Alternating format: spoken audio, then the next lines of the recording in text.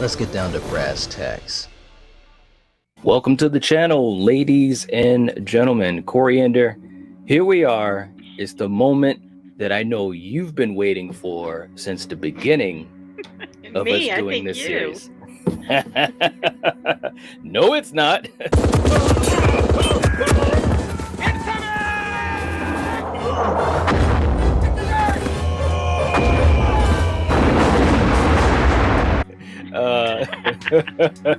So look, you guys know what we're gonna do. We've been going through every Friday the 13th movie, and now we're here, the 9th movie, Friday the 13th, part 9. Jason Goes to Hell, the final Friday from 1993, directed by Adam Marcus. So Coriander, I want to get a quick take from you. What do you think when you think of Jason Goes to Hell? And be real, because there's no lying here. And shout out, let me just say this right now, shout out to Killian. I'm gonna hold it down for Killian because he's not here today. We might do a second part to this discussion because you know how we get. But anyways, what is your thoughts that come to mind? So I don't dislike it as much as you two. Stop the lies. It is not in the file. What do you mean? The lies. I'm not lying. Bullshit! Okay. Honestly, I mean, I enjoy Steven. I liked him in the series, and I liked him in this movie. I mean, come on. Just because Kane wasn't through the whole damn thing, I get it. Ooh. Not through the whole thing. He was in there for like 14 minutes. Hey, he was in the beginning, in the middle, and in the end. He was not in the middle. The reflection in the mirrors. Oh my god! All right, it counts. It counts. Doesn't count. They were like reaching. I said, it's not that bad. It's okay. It has its moments where it's enjoyable. All right. Okay. Let's see who's in the chat, and then I'll give my quick take. Castellar, he knows what's up because he says Creighton Duke is a fantastic character, and he truly is. He's the best thing in this movie. There's not even a question about it. Miss Carter saying, I can't believe I'm actually waiting to watch this. Jason Goes to Hell can go to hell in my book. You're not lying. Well, now let me just say this movie, and we did this episode on the old channel, and I've been waiting. I've been counting down the days, even more than Eric, when we would redo this, because we had such a fun discussion about it before. This movie, for me, okay, and again, this is all opinion. We're all having fun. It has a lot of flaws. And I'm looking at it from the lens, Coriander, of a Friday the 13th movie. That's the lens I'm looking at it through. Now, we've watched 8 of these movies, and I can honestly say 7.5 of those movies I really enjoyed. Okay? And here we go. And here we go with this one. So it's not a favorite of mine. I actually have a story about it. I'll tell you guys, because I literally went to the theater to see Jason Goes to Hell. What are you doing?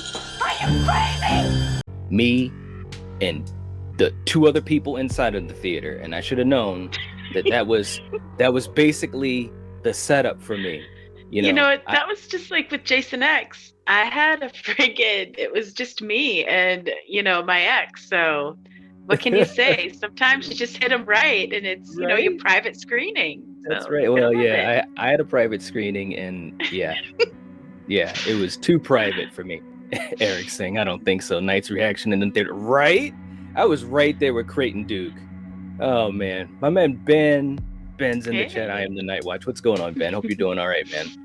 All right, so Coriander, let's start this thing off. When this movie starts off, what's your vibe? Because my vibe in the theater, 1993, was, okay, we're doing what we're supposed to be doing. We're at Crystal Lake. We got a chick.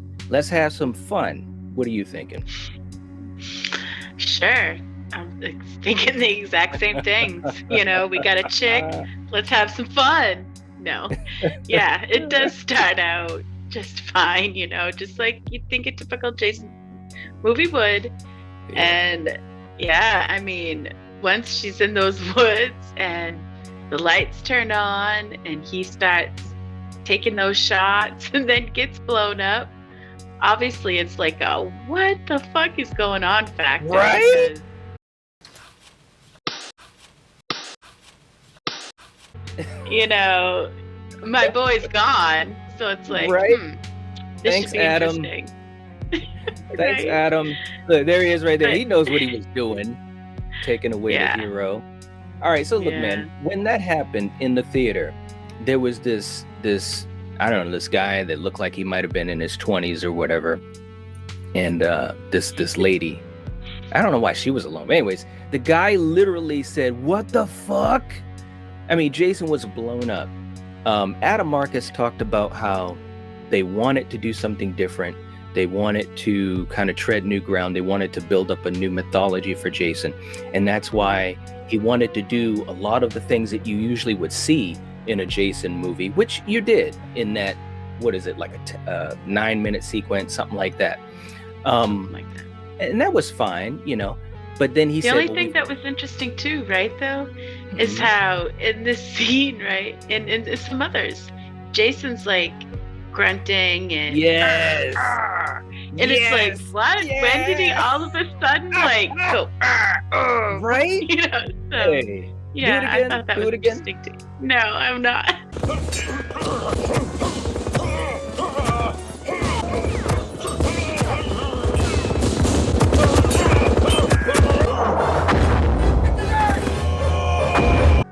Look, But listen, you know what I mean. and listen, that was Adam Marcus who was doing the grunting. He even said that. If you guys watch the Yeah. Crystal Lake Memories documentary, which we've talked about ad nauseum, you got to watch it. Or if you can get the book, it's a fantastic book.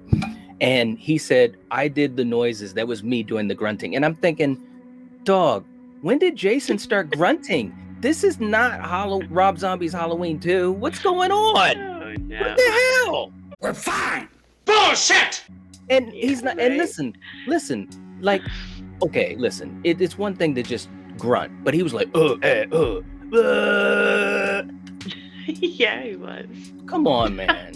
Come on. You know it's true. Coriander is trying to be politically correct know. about this movie. Hey, listen. No, because I want- do enjoy this. I never really had, All right, listen. I do enjoy. All right. Well, let me say this What? too. Let me say this to begin it off. I love all the Friday the 13th movies, or I should say, I can have fun watching them all, including this one. Okay, like this was definitely not, the most horrible movie I've ever seen, or whatever. But as a Friday the 13th movie, I think they made a lot of mistakes. Strange Monkey is trying to preach the gospel to me, saying, "Be strong, Knight. You're gonna get through this, right?" I don't know, man. You should have heard him watching it. Like every few minutes, he's like bitching about something. Like, oh my god! It was like, Hey, wow. You heard a lot of If me only going we like, recorded it. I know, man. Well, we got to do a watch along of this thing one day. But Oh yeah, one day. Yeah. see, Well, that no, tells 'cause me you that just tells me that watched you don't like it. You don't even want to No, do it's a just watch 'cause they- along. No, Be honest. it's just because we just watched it. Yeah, right. Hey, listen. But Ben Oh, knows what's up. man. My man Ben, he always comes to the rescue. He's like, all downhill from there, though. Right? Eric saying blowing up Jason in the first 5 minutes mean all bets are off for the 9th entry. That is true. Now, I will say this, and I'm being honest. When I saw it, it totally blew my mind that they blew up Jason. And I did start to think, well, geez, what's going to happen? This is crazy. That lasted for about 20 seconds, and then reality hit in. Let me just show this to you again. Coriander, let's be real. What do we think Yeah. of the design of No. Jason? I didn't, the mask seen didn't 8 really different bother me versions. like it bothers you, right? It's his head, his mutant head that I didn't really care for at all.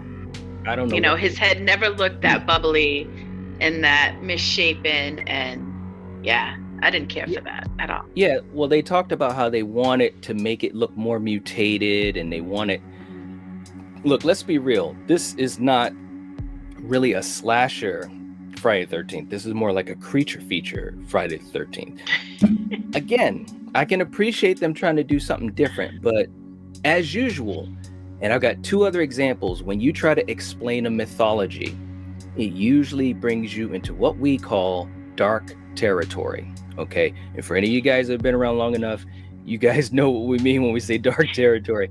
Because when you try to explain the mythology, a lot of times you'll trip yourself up, which is what in documentaries and interviews, even Adam Marcus, the director, said. He said that after the experience of directing this film, he learned that, you know, he needs to respect the audience a bit more. He knew that they took some chances that didn't pan out. Again, I give them credit for trying. Fucked up. Right.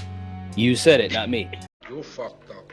This is for real though. Anytime you try to over-explain the mythology, okay, you usually run into some issues, one way or the other. You have to be very careful. But we've seen it fail on 2 other major occasions. When we talk about the Trinity, Curse of Michael Myers, they tried to over-explain his mythology. It didn't work. Freddy's Dead, they tried to over-explain his mythology. It didn't work. And for those who watch our Deadly Venom stream monthly, you guys know what I'm going to say. Hellraiser 4, which is when that franchise started to take a nosedive. You can't try to over-explain the mythology. Number one, it's usually never going to be as interesting as what people imagine. Okay, but let's get on to something else here. One of the shining lights in this movie was Stephen Williams as Creighton Duke. I think he was a fantastic character. What did you think of him? He was enjoyable. I mean, I loved his whole outfit. He even picked it, so I thought that was cool. Nice. And yeah, he wanted to dress like a cowboy. And yeah, you know, he's brutal. You know, and brutal. Which he should, because I guess, you know, reading the backstory on him, his girlfriend or fiance, whatever she was killed by Jason. So that's why he's like so fixated on him and everything. Okay. So yeah, I get it. Yeah, no, he was a cool character to bring in, no doubt. Ben saying they couldn't afford Dream Demons, though, had to go with Jason Worms. Right. Eric says, keyword fun. That's what this movie is, and this series needed. Gotta be fresh. Yes, it's called A New Beginning and Jason X. Anyway, I'm just messing with him. 300 pounds of bubble gum in a 200-pound sack. What is Ben's on a roll, man. Ben is on fire. The bottom line is, I think that they tried to do some stuff that didn't work. Now, we're doing all this talking, but I thought what was interesting too is they actually had Kane Hodder in the movie with a little line. I thought that was kind of cool. And from all accounts, he enjoyed that too. But the other thing too, Coriander, Jason, I know we're going all over the place, but that's okay. Jason is blown up. His heart is taken into like a lab. They're studying it. You got Richard Gant, who's, you know, whatever, doing the autopsy. And then that's when it happens, Coriander. We realize that this is a body hopping episode. Okay. Yeah. Jason's evil can go from one body to another. And look, you guys that have been around long enough, you guys know what I'm about to say. This is taken directly from The Hidden. Something gets in his way, he kills it. Finds a body, gets inside, uses it to move around.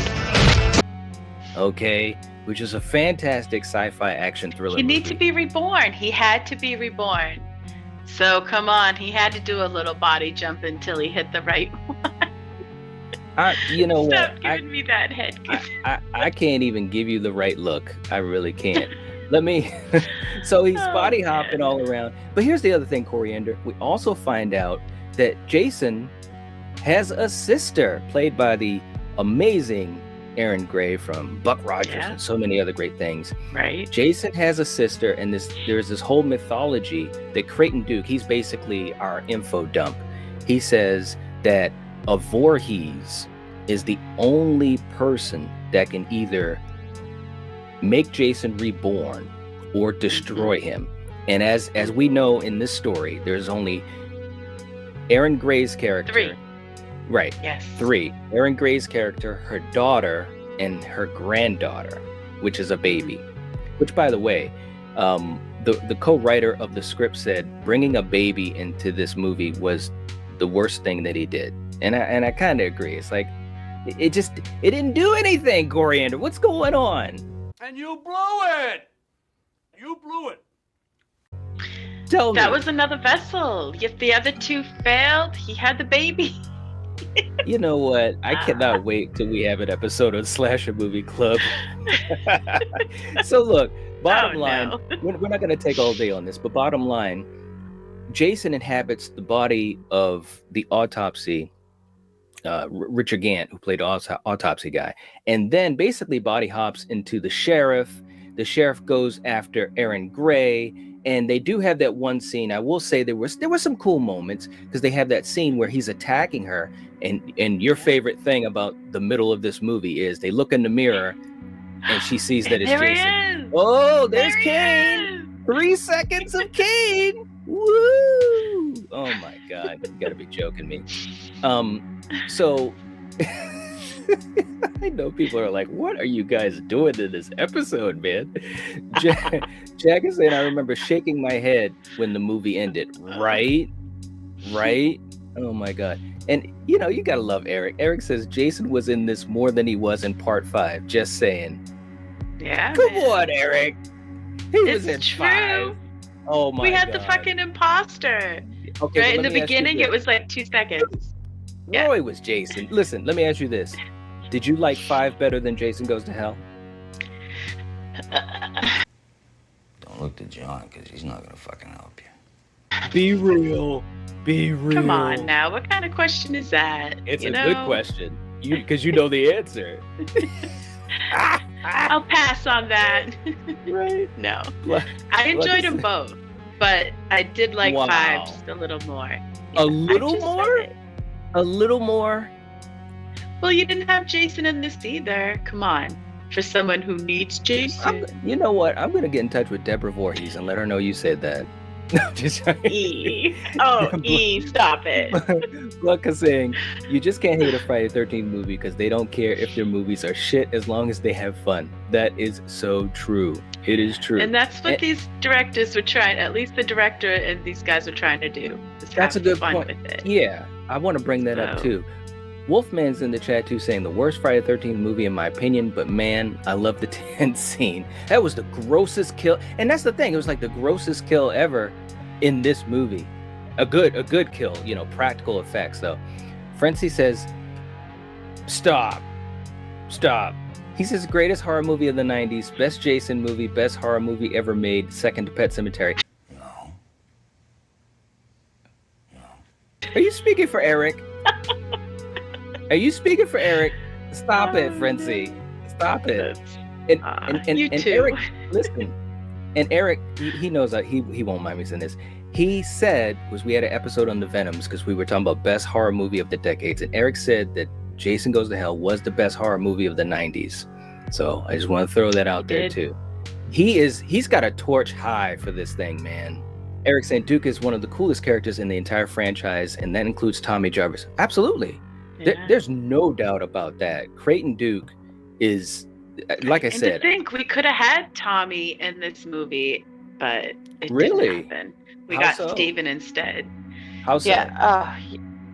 Well, I think I Because, heard about that too. Because at first, Adam Yeah. Marcus wanted it to be Tommy Jarvis's character in this movie. Yeah, but because But of they- New Line Cinemas, they didn't own the rights to Tommy, Right. so they couldn't use him in this movie. But he did want Tommy Jarvis in this film, Yeah, so that would have yeah. been cool. That would have helped it out, no doubt. Here's one more thing I wanted to say too, is that because you were talking about they wanted to have fun with the movie, and that's what they talked about. But here's my thing: like you can have fun, but still take the movie seriously, and we'll talk a little bit about that when we get to Freddy versus Jason, because there's some common They wanted things. to take it to that next level, you know, In almost this like movie? that. Yeah, Yeah, almost kind of like Freddy. What is it? Freddy part? Which one? Where he's with Roseanne. Freddy's dead. Yeah. Yeah, man. Yeah. Just like that one. But the thing of it is that you went so far off to the side of the mythology. That's where I have the issue. It's like, here's the things that could have made it better. One, having Jason in the movie more. At least another 10 minutes or so.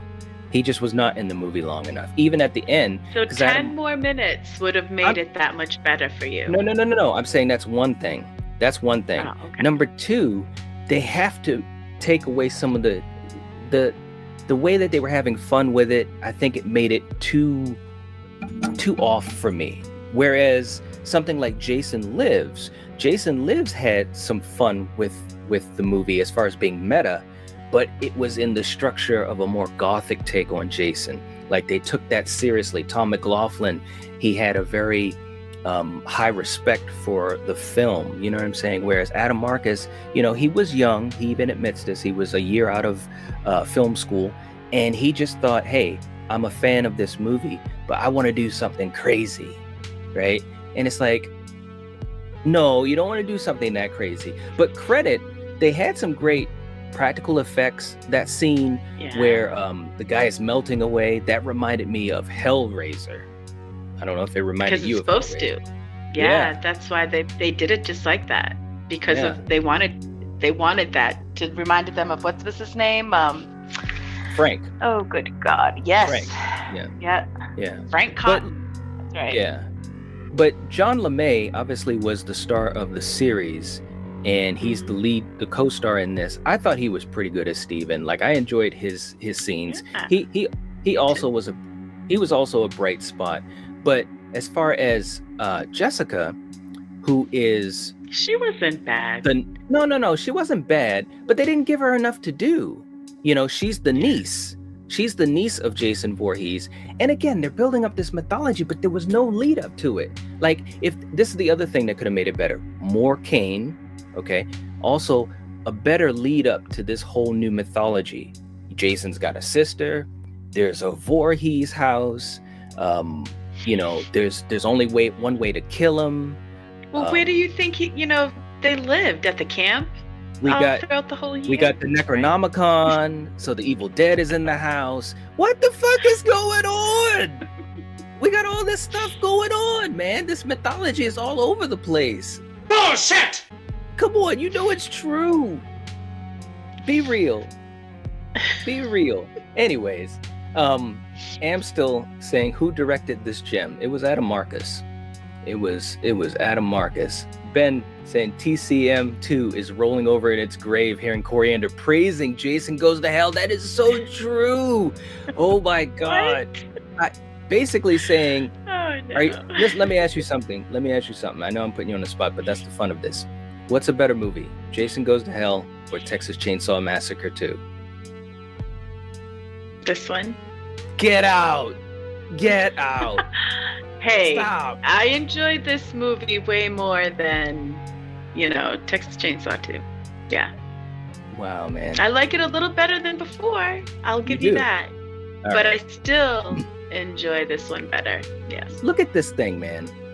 That's what we got going on in this movie. That's Jason Voorhees, guys. He had to be reborn. Come on, his body got blown up. What do you expect? You expect he's going to be some cute thing hopping around, Some great characters other than Duke as well. Like I said, I liked Steven. Jessica was okay. And, some of the side characters were okay. Erin Gray was good, but they didn't give her much to do. And she even talked about that scene when Jason goes back into her after she's dead to be reborn. She said that she didn't know that was going to happen in the script. So she was kind of, upset that a scene like that was shot after she was done her filming. Now, Coriander, what do you think about that point? Because that's a big point too. Well, I can see if you don't know that was going to happen, why you would be upset. But it kind of makes sense because he's going to be reborn, whether he's going through someone's mouth or through another hole. Right. I mean, it's going to happen. So. But I'm saying, as far as the way that they did that, they didn't let her know that that's what was going to happen to her character. They should have. Because if she said that, I don't want that to happen, then they should have, listen to the poor lady. But obviously this guy did whatever he wanted to do. Yeah. Neil saying, I've only seen this once. I'll never watch it again except for when I review the franchise.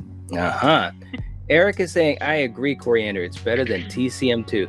Eric, come on. He's saying 10 times better than Freddy versus Jason, if not more. Wow. Okay, Eric, look, if you can hear me, I got to bring you on, man. We got to talk about this thing all together. as a family, we got to have a family moment, like an intervention type of moment. You got to come on here and talk about this with us. Like you let me know if that's doable. You let me know.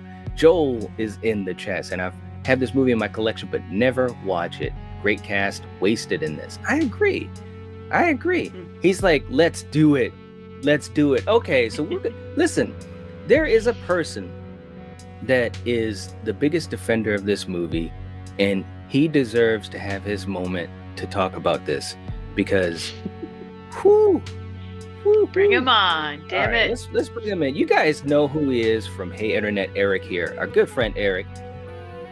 Hey. Oh, hi guys. Hey, what's what's up, Nice. man? How you doing? Oh, I'm doing great.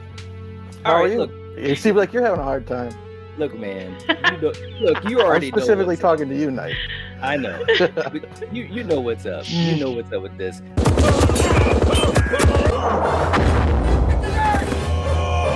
Listen, I've said this before, and for folks that don't know, Eric is a huge fan of this, and that's fine. And you did. You're laughing at that.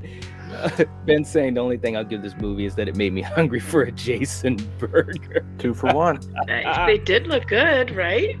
Eric did a video talking about his love for this movie, why it's not a bad movie, and so forth. I gotta admit, I watched that thing, and it made me look at it a little bit differently, because I looked at it with a lens of just as a horror fan, right? So that's why now I have this as my little disclaimer. As a horror movie, yeah, this movie is got a lot of great things in it, you know. Just as a horror movie, like, you know, Creighton Duke, I like John D. LeMay. You know, for the 13 and a half minutes that Kane's on the screen, that's great stuff too. Practical, you know it's true.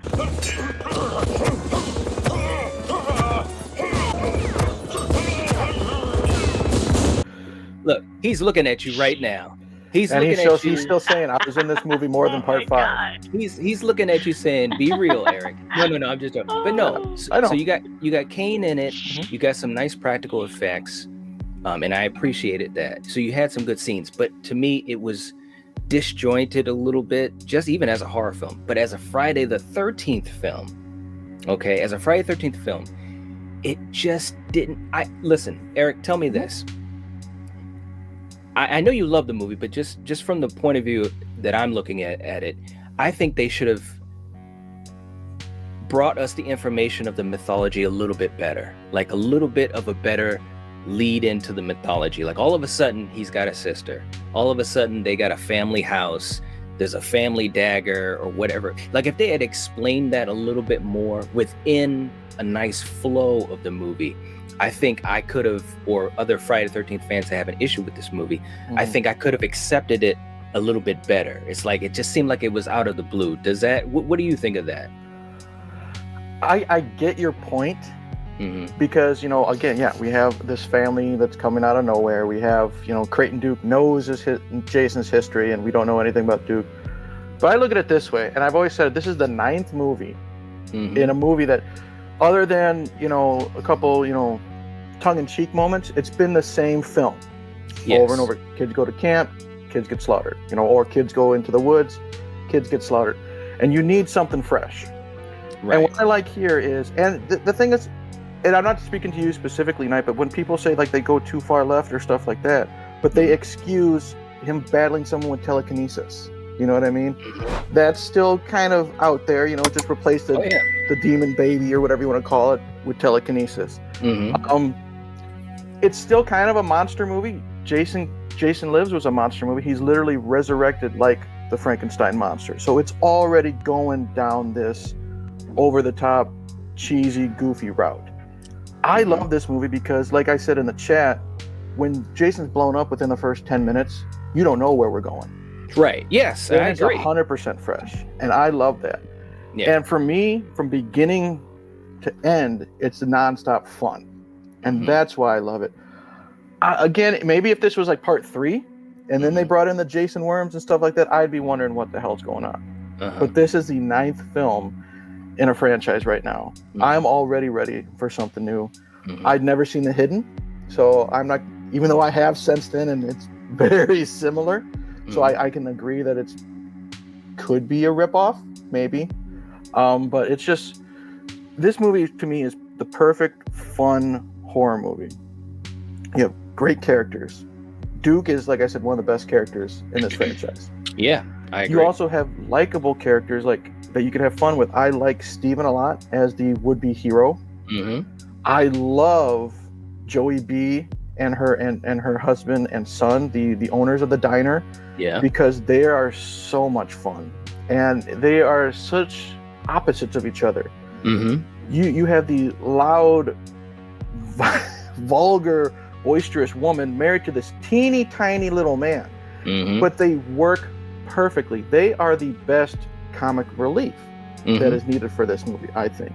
The gore, you've already praised that. It's K&B, and this channel has already said, practical effects are where it's at. Yeah. You have the tent scene, and we're talking the unrated cut too. The tent scene, right there, the guy melting. That's an ongoing scene. The different stages of him melting is so disgusting. And like with part 6, you have a mixture of the action, because part 6 we had car chases and this and that. We have a shootout at a diner. We have the great massacre at the police department. So much fun is in this movie. I overlook the backstory because also, if you think about it, we only know about Jason's mother. We know nothing about this was the first time his dad was ever mentioned. You know what I mean? So I let that slide. All the mythological stuff, I don't really care, because who knows, if you want to look into it, maybe that stuff was on his dad's side. You got to remember, this man's been dead since part 4. So you got to let some bit of leeway happen. No, that's true, and I agree, but I'm just thinking that if they explained it a little bit better, like I just think that it would have flowed in a way where it's like, wait a minute, where did this come from? I'm saying it could have enhanced the movie, and again, like you said, it's had different things over the years, over the different sequels, and that's true.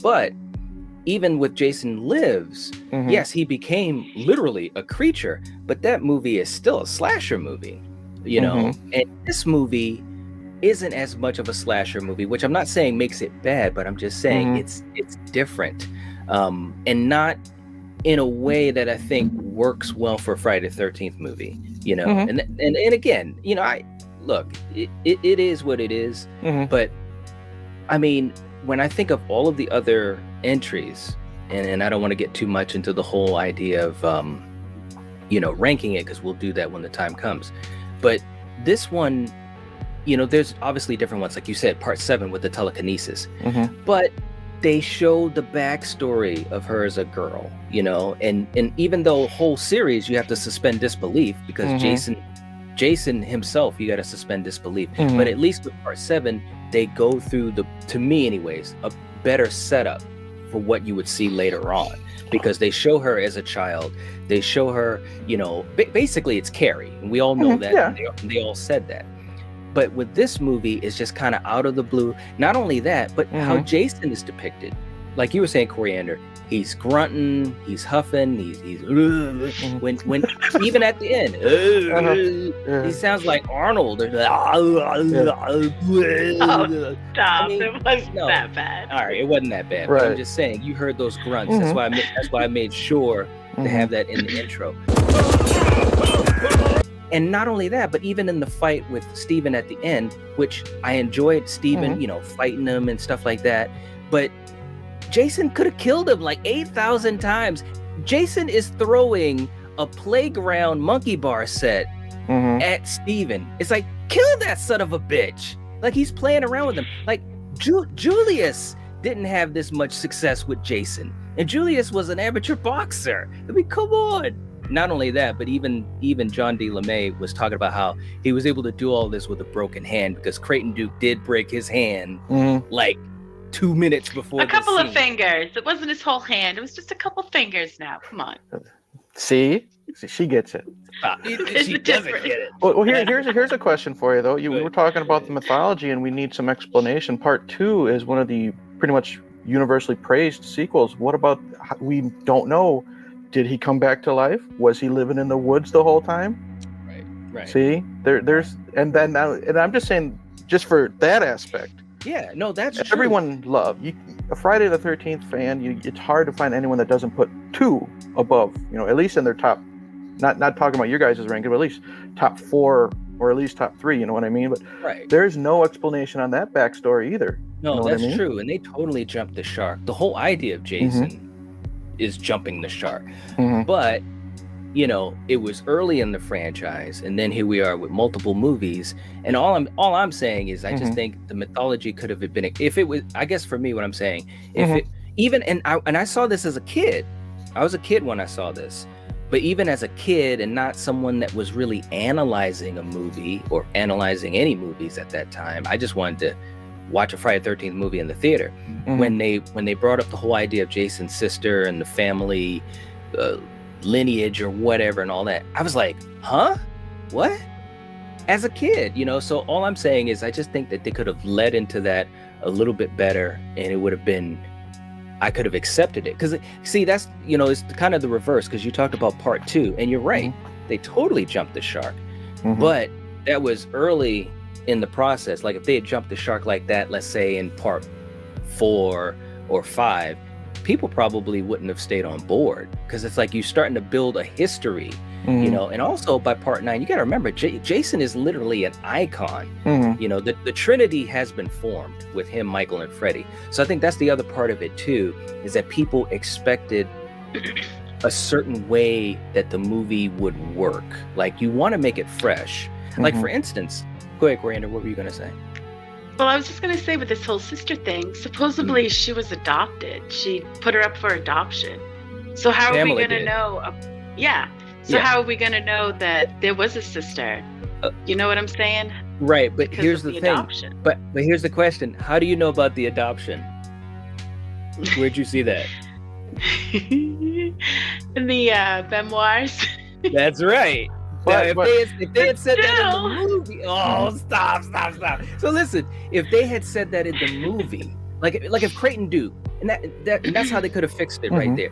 Creighton Duke gave a lot of information. I don't need to know about his backstory, because I think that made him mysterious. So that works. But if Creighton Duke had said in that scene that we played in the clip, the intro clip, where he's in the diner talking to Aaron Gray, talking about, I know who you are and all that type of stuff. If he had, when he said, I know who you are and all that type of stuff, if he had said, I know that you have foster parents, yada, yada, yada, but your true mother is Pamela Voorhees, blah, blah, blah, blah, blah. That would have helped it along quite a bit. What you're talking about, Coriander, which it's fine, but that was in Crystal Lake Memories that came out 10 years after the movie. It is what it is. You can't change what happened. The movie is made. Just accept it, man. Now, see, I've always assumed that she was a half sister due to the father, because Elias. Yeah, because this was the first time he was ever mentioned. We know absolutely nothing about him, so I just put 2 and 2 together. That I always assumed like Pamela was like a single mom, got married out of wedlock type of thing. So that's how I figured that's where Aaron Gray came from. Miss Carter said, "Poor Knight got Eric and Coriander teaming up on him. Don't worry, Knight, I got your back." Right? No. I get it. Look, it's a lot of different. It's a lot of different things that coulda, woulda, shoulda. All I'm saying is, and here's a good example. I know some people might enjoy this parallel, some people may not. But if you look at the new Halloween movies, right? They created a new mythology via timeline, new characters, and so forth. Think about the time that they spent. Granted, I know it was 2 movies instead of 1, but let's just look at 2018, right? Look at the time they spent to build up that new mythology, that new vibe, that new rhythm with Laurie's new daughter and new granddaughter, in this timeline.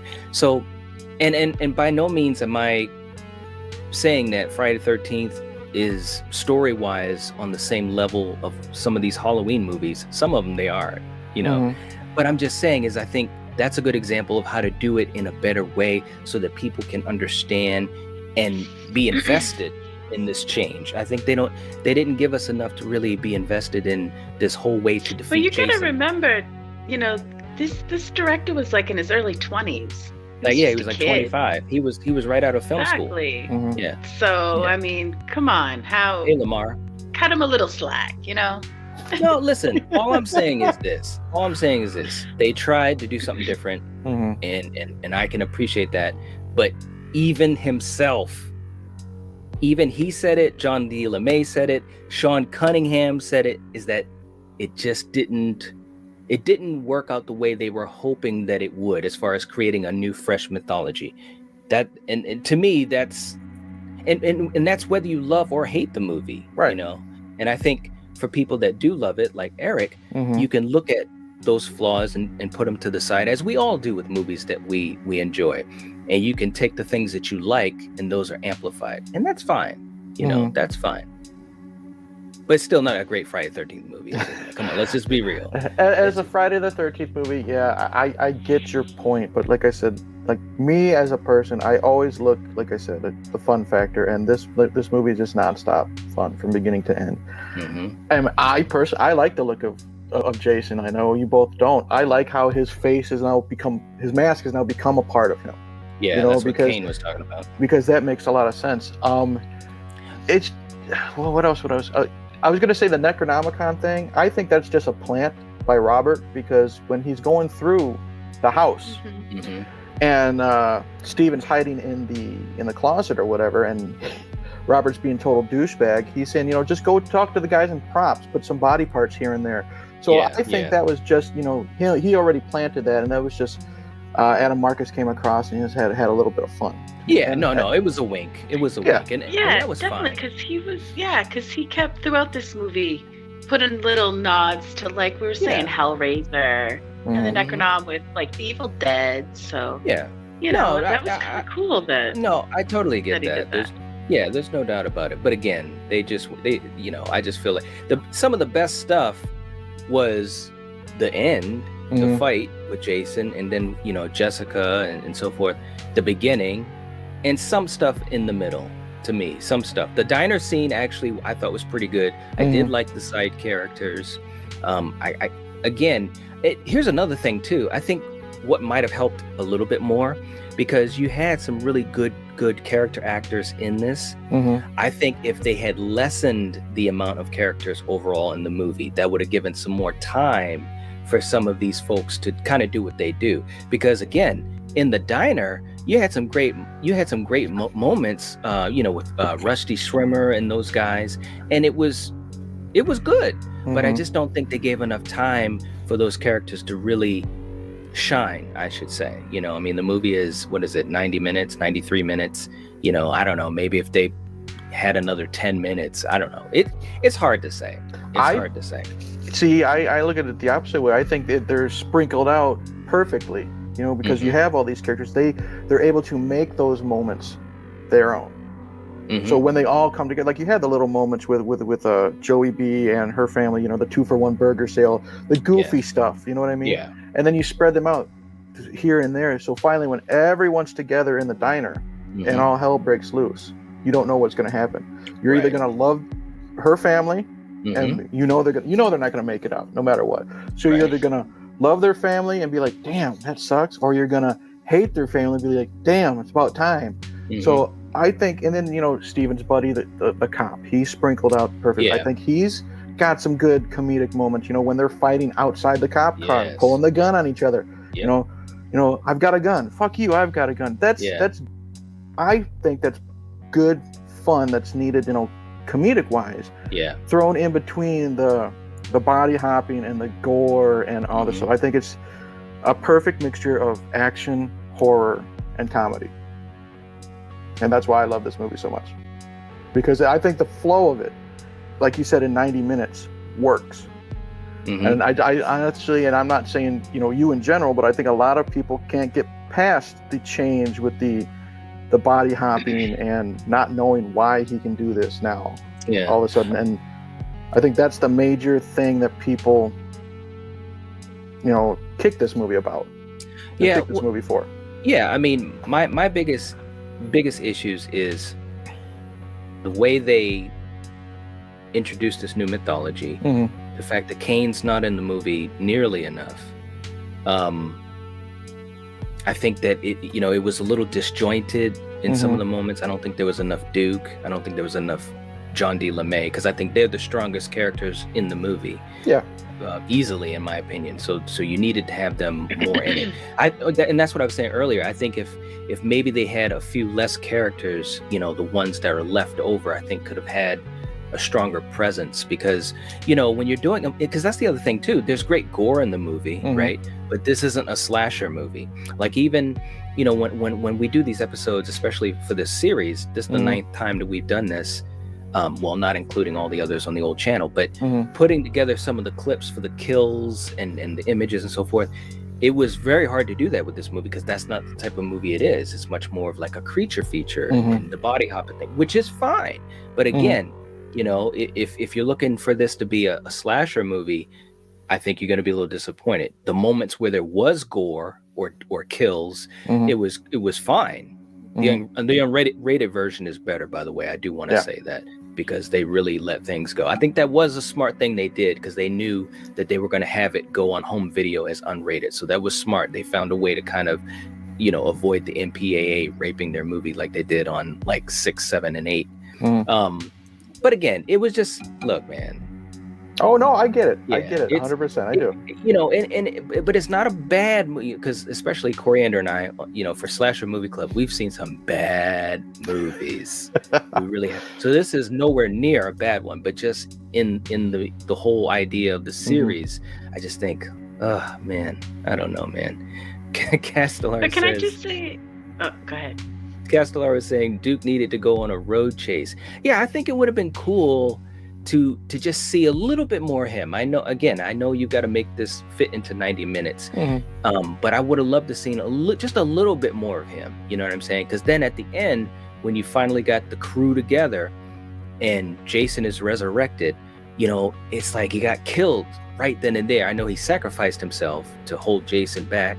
So it was an honorable death. But again, it's almost like, I guess what I'm saying is, because this is all unscripted, so this is just my thoughts, like free flow. I guess what I'm saying is, I think this movie timing, not timing of the characters like you were talking about, Eric, but I just think if we had a little bit more Jason, a little bit more of a Friday feel with the kills, a little bit more Steven, played by John D. LeMay, and a little bit more Creighton Duke. I think those things alone, for me, as a Friday the 13th movie, would have elevated it to the point where I said, okay, even though this is totally different with the hidden vibes, I would have accepted it more, No, I like I said, I get it 100%, and that's why I'm glad you invited me on, because I know we could have a civil conversation when we don't agree at all. Right. But and then that's great. You can see my point, and I can see yours. I totally get how this doesn't feel like a Friday the 13th movie. And especially if you're expecting this, you could be very, very disappointed. Right. Me, on the other hand, I'm a huge, I think this might be my favorite franchise, because I love, the kills and the Jason character. After 8 movies, I need something different. I need more than just a silent stalker going after teens and killing them in unique ways. And I think what they did and how they did it was fun. Yeah. Like I've always said, the characters in a horror movie are the reason why I watch. Like I said, not to step on your guys' toes with the remake, I've been public on my view on those characters, and that's why I'm not a big fan of that one.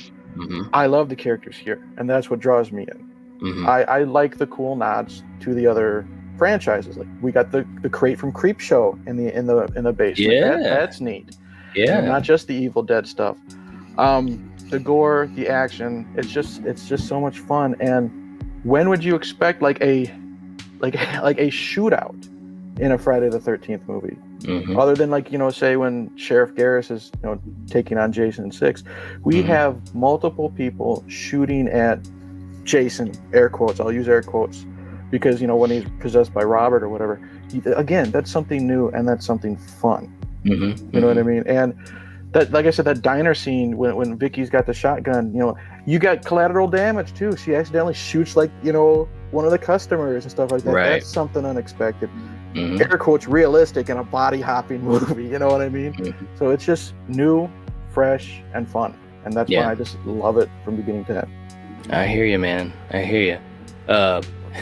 I'm still saying there's no Megan in this movie. All right. So listen, this was fun. My only regret is that Kill wasn't here to talk about this, because, like I said, some of the conversation is so fun, you know. And as people know, we love the Friday the 13th franchise. So even with this movie, when I put the Blu-ray in, I was like, okay, we're gonna watch a Friday the 13th movie. So it was still fun in that way, but you know, it obviously didn't hit on all cylinders for me. Here's another question too, Eric, that just came to my mind. In the series, when you saw this movie, how many before it had you seen? Quite a few. I'd seen the original. I'd seen part 2. I'd seen 7 quite a few times. So this wasn't like, you know, I don't have the nostalgia factor for it because it's my first one. You know, like Dream Child or something like that. But yeah. Because I know some folks, their idea of it is like if they came halfway into the franchise, you know, they look at it a little bit differently, which makes sense. I mean, obviously, when you first see a movie and that's what you're brought into, it makes sense. Joel says, bottom line is this movie killed the series for a decade.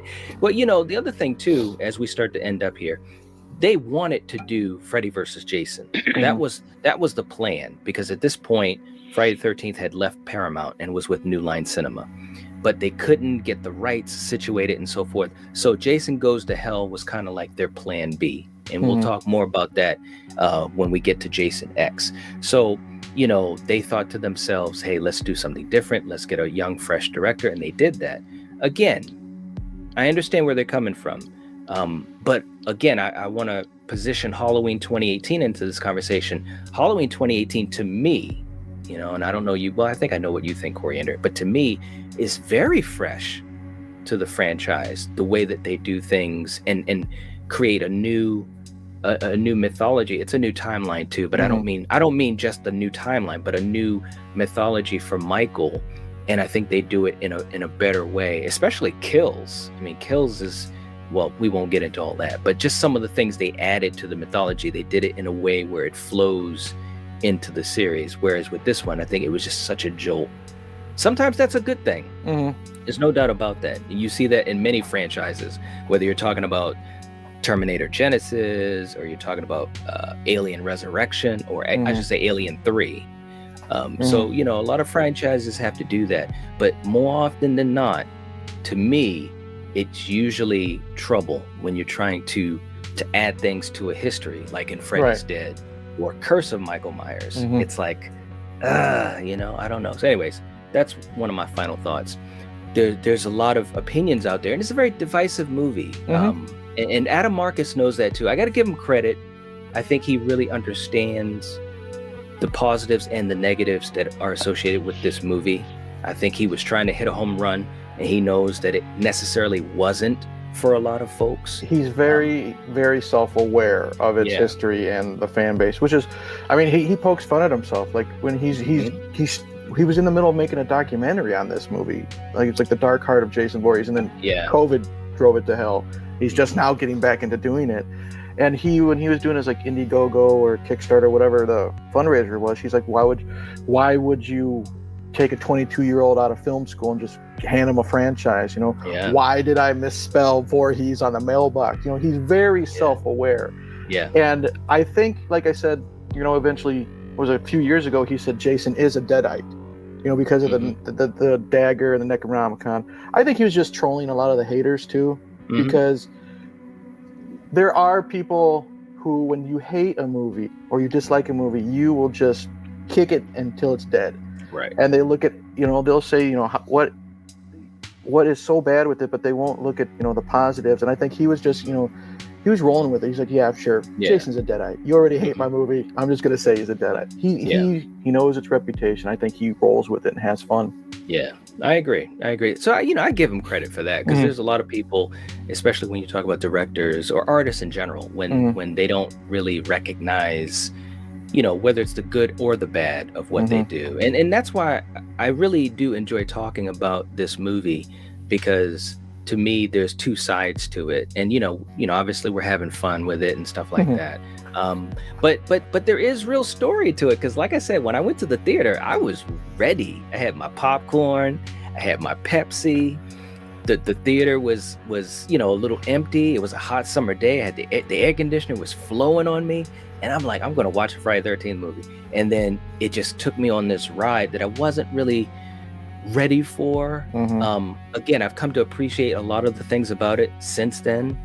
Some of that through people that talk about the things they love, like you, Eric, you know what I mean? And of course, the stinger at the end, with the whole idea of Freddy versus Jason teasing it, of course, we'd have to wait, 15 more years, or whatever it was. But at least 10, I think. Yeah, it was at least 10. But, I was thinking, okay, this movie was kind of the bridge to that. So there was also that idea in my head too, as far as my overall thoughts on it. But anyways, Peyton saying coolest channel vibe out there, in my opinion. Thanks a lot. We appreciate that. We really do. Miss Carter, Plan B was an epic failure. I know. But definitely let us know what you think in the comment section down below, in the comment section, because that'll help the video. Please give the video a like if you haven't already. That would help support the channel. Eric, I appreciate you jumping in on here with us. It was fun. Always fun to talk this movie, whether I gotta defend it or not. I couldn't let Coriander do it herself. Right. Yeah, somebody had to say it,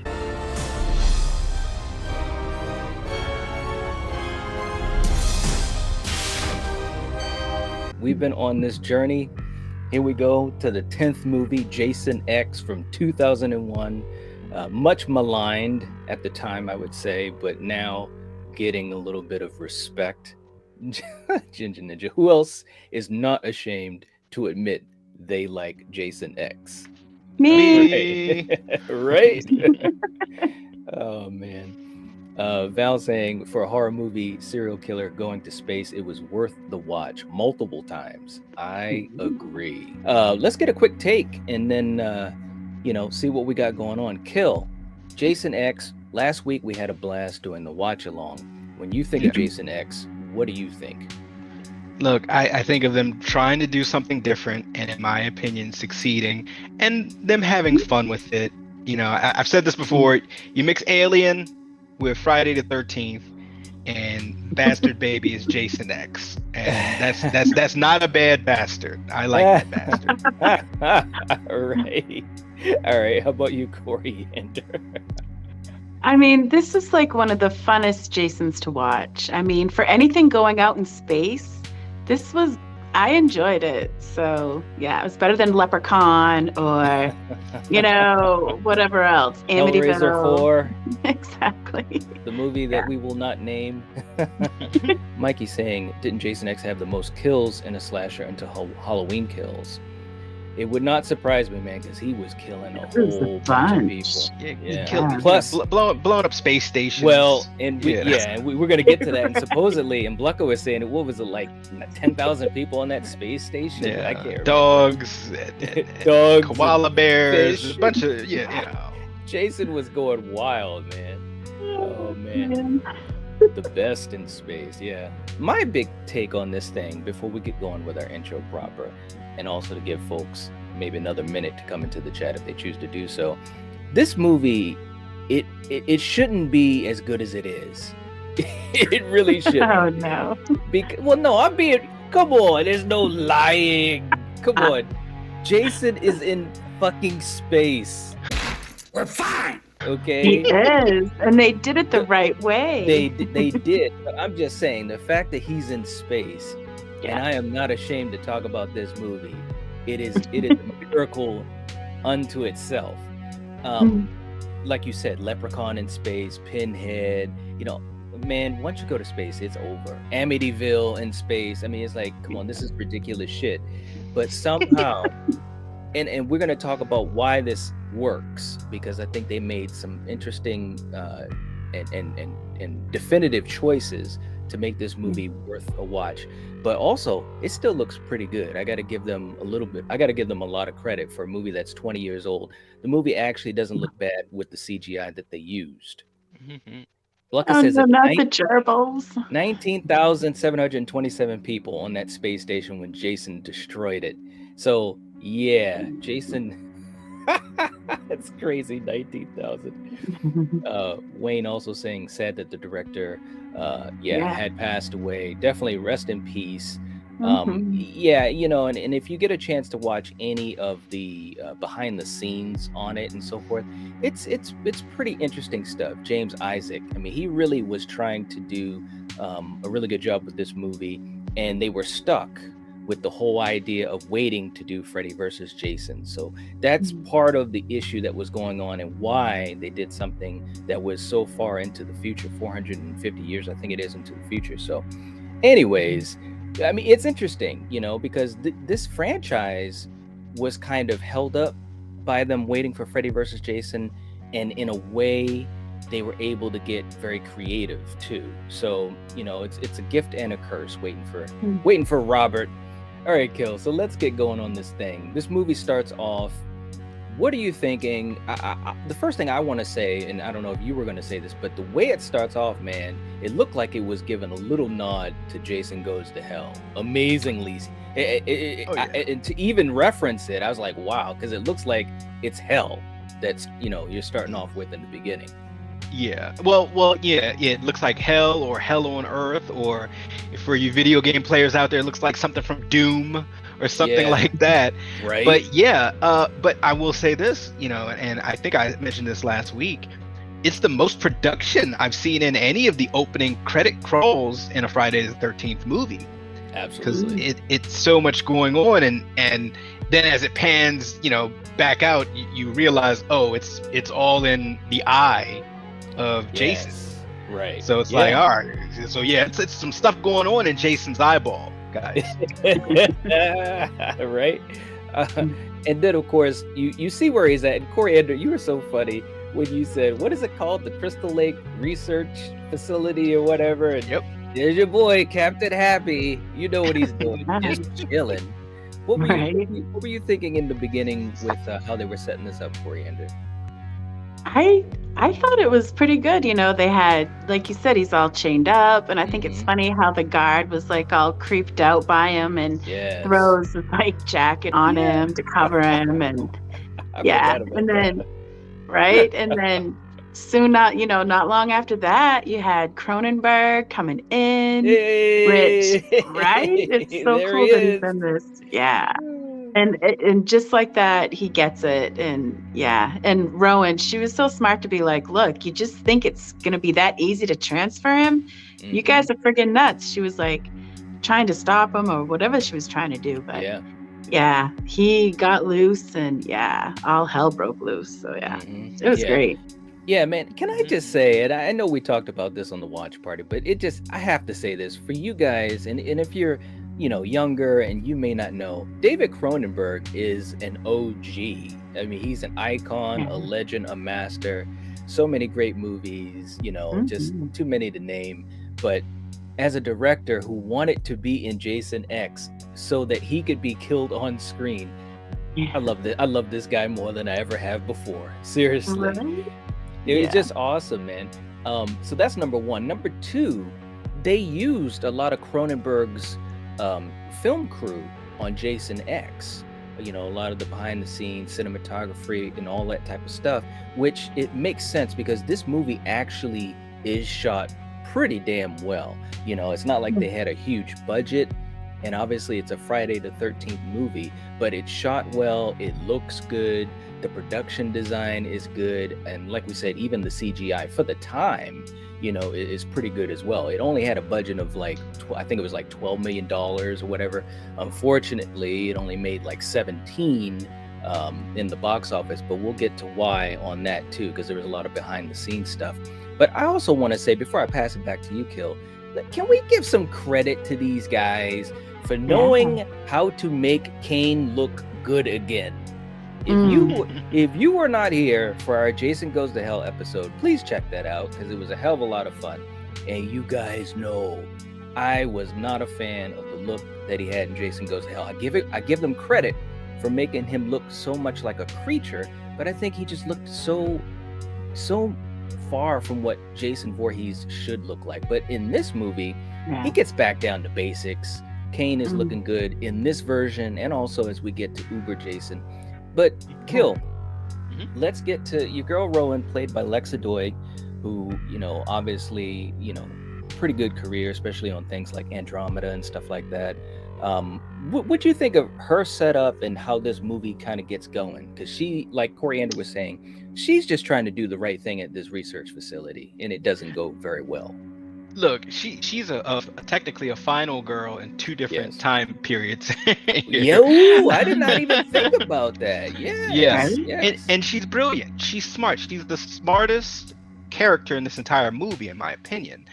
And when she's interacting with David Cronenberg, once again, he's looking at Jason as a weapon, or something to harvest, something to figure out how to militarize it, how to make money from it, as well as other characters in this movie. And they're at the Crystal Lake Research Facility in the future, and it's already in the future already. Right. And she's like, look, we've tried everything to kill this guy. He won't die. Don't trust it. And we just need to freeze his ass now. And hopefully maybe when we thaw him out, we'll have weapons at that time that can kill him. Right. But I loved her character, and essentially she's our avatar for this world, but she's a smart avatar. She's a sensible avatar. Right. So yeah.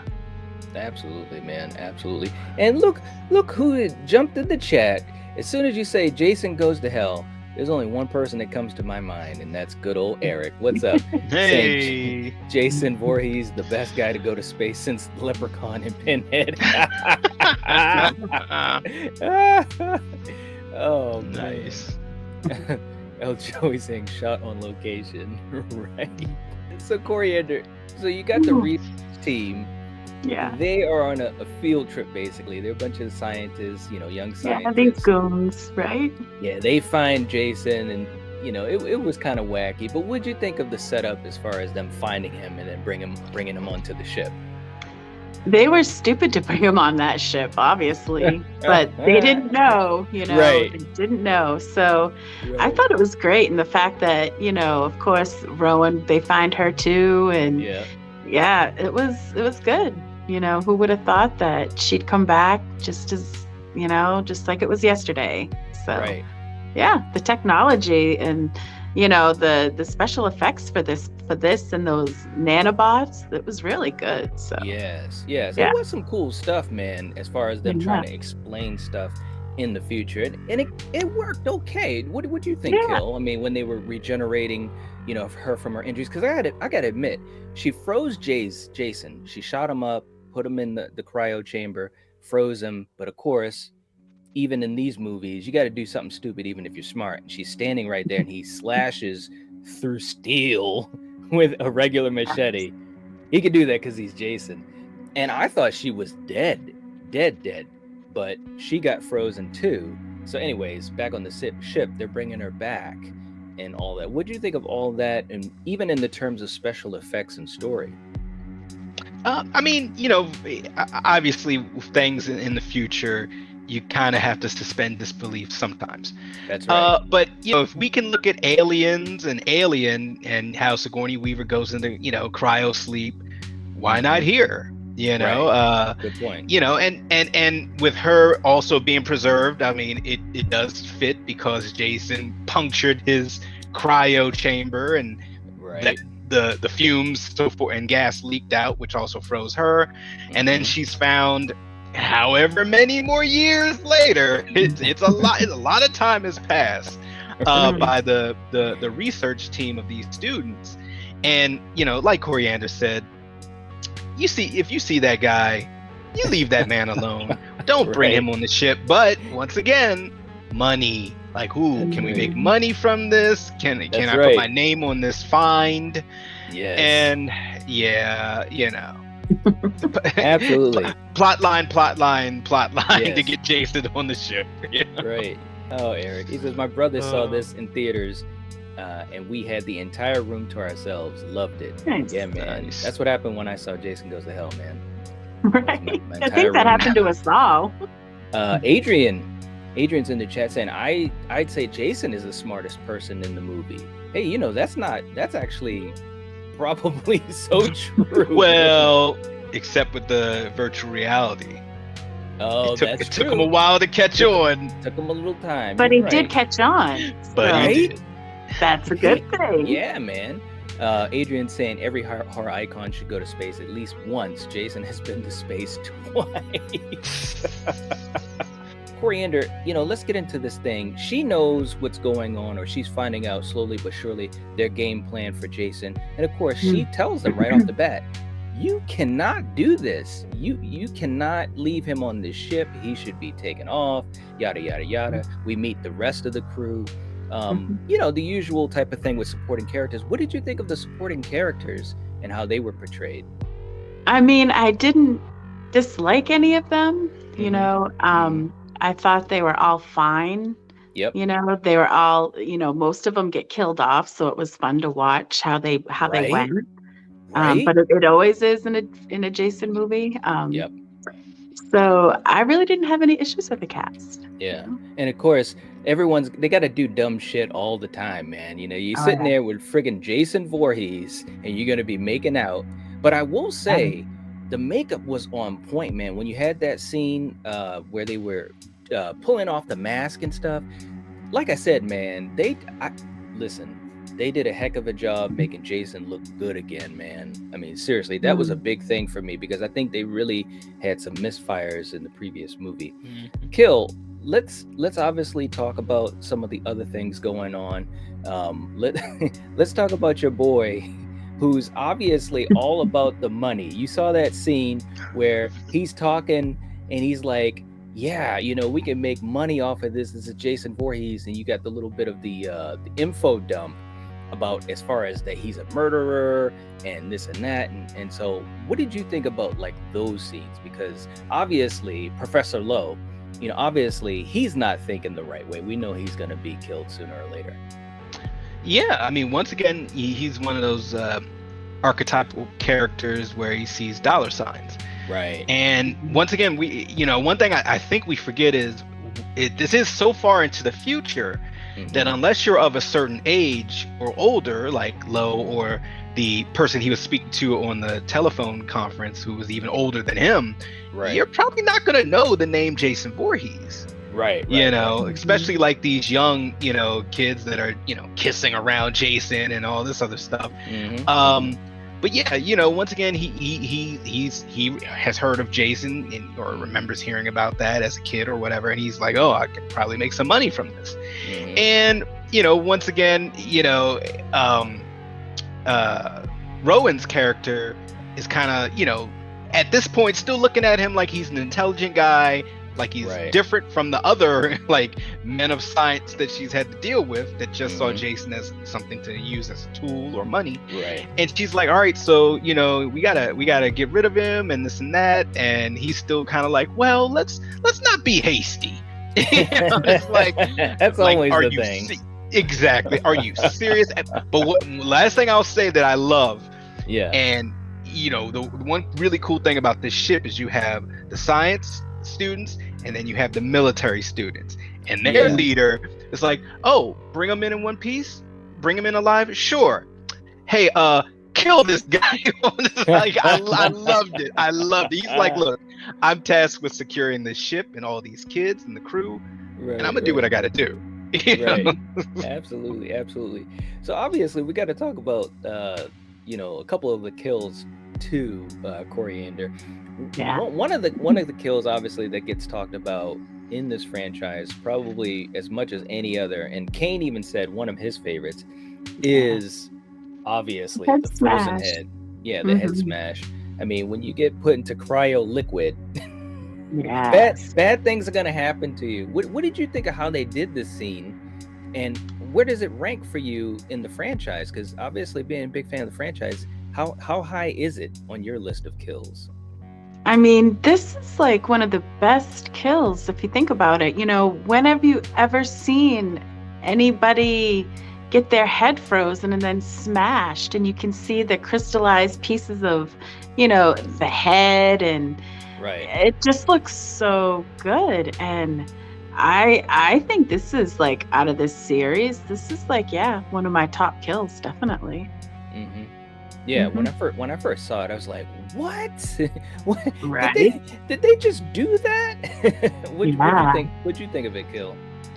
Look, I think Jason has been the inspiration for Mortal Kombat and so many kills Yes, that's so and true. fatalities, and Yep. I loved it. I mean, you know, especially Mhm. the different camera angles of it. You know, you get to Yeah. see her head being dunked in, and then the camera from below, Mm-hmm. and then Yeah. him just smashing it, her face in, and then just kind of looking like, all right, you know. Yeah, man. I Yeah. mean, Moving you on. know, yeah, and the thing of it is too is that Kane, as usual, did a phenomenal job with the physicality of Jason, and he was even talking about the fact that when he did that, you know, they practiced it, and I guess the whole set was you know, primed and ready for this big special effect and so forth.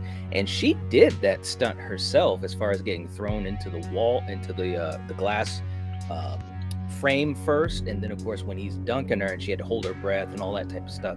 But it was really, really creative. And when I first saw it, I literally was like, "What? What?" You know, that first time. And I do think it holds up as an iconic kill, not only in this franchise but in any slasher film. Strange Monkey just jumped into the chat. What's up, man? Saying the greatest entry in the franchise. Interesting. It's definitely not the worst. That's for No, sure. it is not. And we'll be Yes. talking about that soon when we rank the franchise. Eric saying the supporting characters are just there, not great, other than Rowan and Brodsky, and not awful. The next two Jason movies have the awful. Eric. Oh, Come on, Eric. It's not that bad, is it? You know, is it? We'll see. We'll see. But anyways, Kill. Once we get through all of that, Jason obviously is up and about. He's killing. We had that one scene. I think we had it in the intro where he kills that couple in the room, and I think what I had found out was that kill was supposed to be a lot different. Instead of being stabbed with the machete, that opening door was supposed to cut him in half, you know, but they were just running out of money. But what'd you think of like that kill, and of course how they portrayed Jason on a spaceship? Just even saying those words, I almost feel ridiculous, but I think they did some great things. What'd you think about how they portrayed him on a spaceship? I thought he was great. Like, I mean, you know, he was, you know, stalking people. He was using the shadows, and you know, we had pointed this out last week when we were watching the movie as well. This ship has like futuristic, damn near torture devices. I mean, you got things that you can impale people on, giant drill-like screws that you could just spin people on. I mean, you know, it's a lot of things on here that Jason could just, he's got a lot of toys to play with. There you go. He's there screwed. It is. You know? Literally screwed, yeah. I mean, you know, and I'm looking at that like, okay, what is that used for? Are they? Is this the Nostromo? Are they a drilling ship? You know, exactly. They got to drill into the moon, man. You know, like, you know, are we gonna talk about the bonus? Where's the bonus? What's happening, baby? You know, so but I really love the way that they had Jason kind of a fish out of water, but like he's just there and he's just walking around like Mr. Happy, you know, opening doors. Kids are, you know, back in business. You know, exactly. That one clip we had in the intro where he's just walking down the hallway and he just turns one way and then turns another. He's back. Hey, Christmas is back. You know what I'm saying? He's just chilling and he's on a spaceship. And for whatever reason, and Kane Hodder talked about this, and then I'll get to you in a second, Coriander, but Kane Hodder talked about when he read the script that he was a little nervous because he's like, he didn't want this to be too hokey. He didn't want Jason to look ridiculous and all that type of stuff. But I think they were able to kind of marry the two.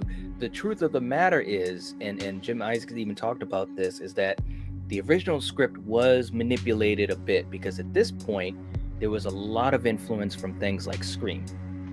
Okay, so they actually went back in and changed up some of the dialogue to have a little bit of more, self-referential type of humor, which you can see in this movie. This movie, when it was shot, it sat on the shelf for 2 years. This movie was actually completed, I believe it was like in 98, 99, but it sat on the shelf because the head of New Line changed and all this type of stuff, and nobody was really championing the next Friday the 13th movie, which is too bad. But I think even though they had differences in the script and stuff like that, I think that it still came together pretty well because it's the future, so you could write off, so many of these types of things, But Coriander, and actually before I get to Coriander, we also got Stevens in the chat saying, I'm late to the party, but I am here, laugh out loud, love me some Jason X, right? Yeah. Coriander, I mean, let's talk about, the next big moment, I think, in the movie, which I thought was actually really, really cool because you've got this crew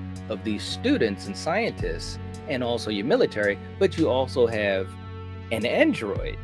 And hey, look, when things get really rough and you got no one else to turn to, your military doesn't work, what do? You have to upgrade an android. Just saying it out loud is so funny. First of all, what did you think of Lisa Ryder, who played KM? And what did you think of this scene, which was a pretty big action scene? I mean, she was really good. The movement that she did, she had me believing she was an android. So I thought she did really good. And she kicked a lot of ass. Like I said, this chick kicks ass just like Tina did. And this is rare. Just the fact that it's an android, but still it's a female android. So it was really cool to see her doing her kung fu on him and using her guns to take off his arm, his leg, and then, use a rocket to blow his head off. So she kicked ass, man. She did. And before I get to you, Kill, because obviously this came to my head, let me just say this because I know people that have watched this probably were wondering. And this was the right way to do martial arts on a horror icon. You know what I'm saying? And it looked decent. What are you shaking your head for, man? Nothing. What? Okay. Anyways, so Kill. No, it's not gonna happen. So, what'd you think of that scene, Kill? Okay. I loved watching her kick butt. It was awesome. I mean, she was programmed to do it. And like Coriander said, all of her movements and the gunplay, it was awesome. And Jason looked like he just didn't know what to do. He was kind of, even though you can't see his face, he was kind of like, I could feel his face having a look of shock. Like, what is this? Like, I'm not used to this. But of course, where you shoot him at and where he lands, you might not want him to land near the thing that, fixes flesh, that, has nanobots and it can repair, rebuild. But hey, what do I know? Right? Hey, what's up, Javaris? I mean, it was crazy, but I thought it was well done. It was cool action. I gotta admit, man, I was even digging the music, like the music that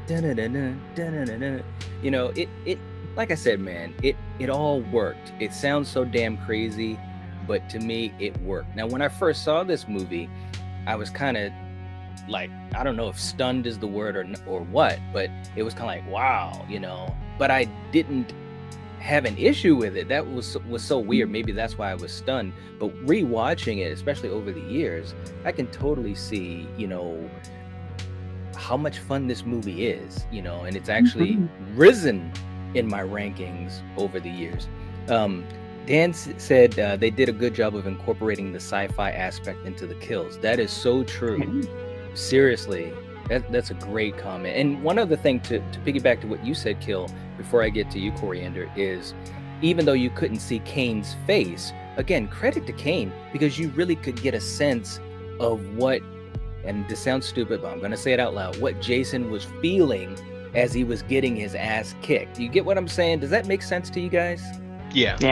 Okay, because again, when you're in a mask, it's so difficult to convey emotion or to convey anything, especially if you're a silent killer.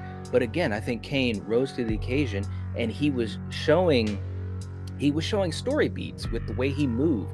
You know, even when he got his leg blown off and he kind of looks up and he does that little movement like that, and it's like, yeah, you know, you could really follow what was going on. So again, credit to Kane for being able to convey that. Coriander, you know, obviously, like Kill was saying, bad things can happen when nanobots are around Jason Voorhees, and we see Uber Jason. First of all, tell me what you think about Uber Jason, and just that whole scene when he's like, basically KM is like, well, I'll try to beat him again, and she got her ass kicked, or I should say her head kicked off. What'd you think about this scene and his look? I mean, Jason, he looked so good. I loved the red eyes. You know, I didn't even mind the mask. He just looks so tough. Yeah. And even like the clothes he's wearing now, he even he looks like he could be on like one of those football, fantasy football teams, because he just looks cool. He looks just so good. And yeah, I enjoyed him as the look of Uber Jason. Yeah, quite a bit. Yep. What about you, Kill? What did you think about his look? I love the look of him. It still is not my favorite Jason look out of the entire franchise, and we'll talk about that later. But I definitely loved the look of the mask, how it's like silver, the red eyeballs he had, the black mixed with the chrome and silver. He looked like a villain from X-Men or something, Good point. Good point. So, yeah. Yeah, I mean, I thought it was really cool. It definitely was very creative again. And even Kane said he really loves the design of the mask, and that's coming from the man himself. Although he did say the makeup was easy, but the suit, was very difficult to wear because it's basically one piece, and it was hard for him to move around as much as he was used to moving.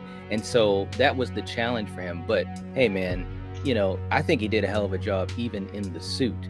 But of course, once he starts coming down the hall, everybody's like, they're like, oh shit. And then you have that scene where I literally thought that KM was going to be able to like at least hold him off. She gets knocked out real quick. Her head comes off and everything. And so obviously, Coriander, if you can't look, you souped up an android, and if that can't save you, you got to go to some special effects. What did you think? And of course, Sean Cunningham also talked about this was one of the most successful scenes in the movie because, again, it had some controversy around it. What did you think of the Crystal Lake scene, the hologram Crystal Lake scene? I thought this was like the when they're in the sleeping bags and he's pounding on those. I mean, who doesn't love that? Right. Yeah, I thought this was really good because, what does he do? What he always does, nothing throws him off. He's just going to go and kill. Yeah. So, yeah, the fact that these girls are like, you want to have sex and smoke some pot and, and he's like, oh, he's just going to kill those bitches. So, yeah, good for him. Right. The hologram stuff doesn't work, but Kill, what did you think about the hologram scene? I mean, I thought they really did capture the essence of the older movies. They really did. Not only did they capture it, they also used some of the sci-fi futuristic tech that they have at their disposal. And on top of that, it was funny. So for me, it worked on all levels, and just the sheer kind of look of like, what is this? Like that Jason's looking down at them. It's like, you guys gift wrap this for me? Like, it's almost too easy. Yeah, and he's killing them for a good few minutes. So it bought them enough time to figure out their next move. And they're just giggling in their sleeping baskets as he's bashing them against the tree. So I love that scene. And I love that, once again, they were having enough fun with this movie to do a scene like that. Right. So, yeah. Right. Yeah. I mean, and it's funny because it worked. You know what I'm saying? Like it rode that line of campy, but it worked because, of course, you had the visceral nature of what he did. And we talked about, at this point too, we got to also mention, we got to talk about the fact that I mean, he literally, like Blucka was saying, killed almost 20,000 people. But here's that image. Kill, tell me, how the hell were they going to be docking at this space station? The space station is like a quarter of the size of the ship. What the hell is going on? Yeah, I have no idea what they were thinking about here. But look, all I can say is this.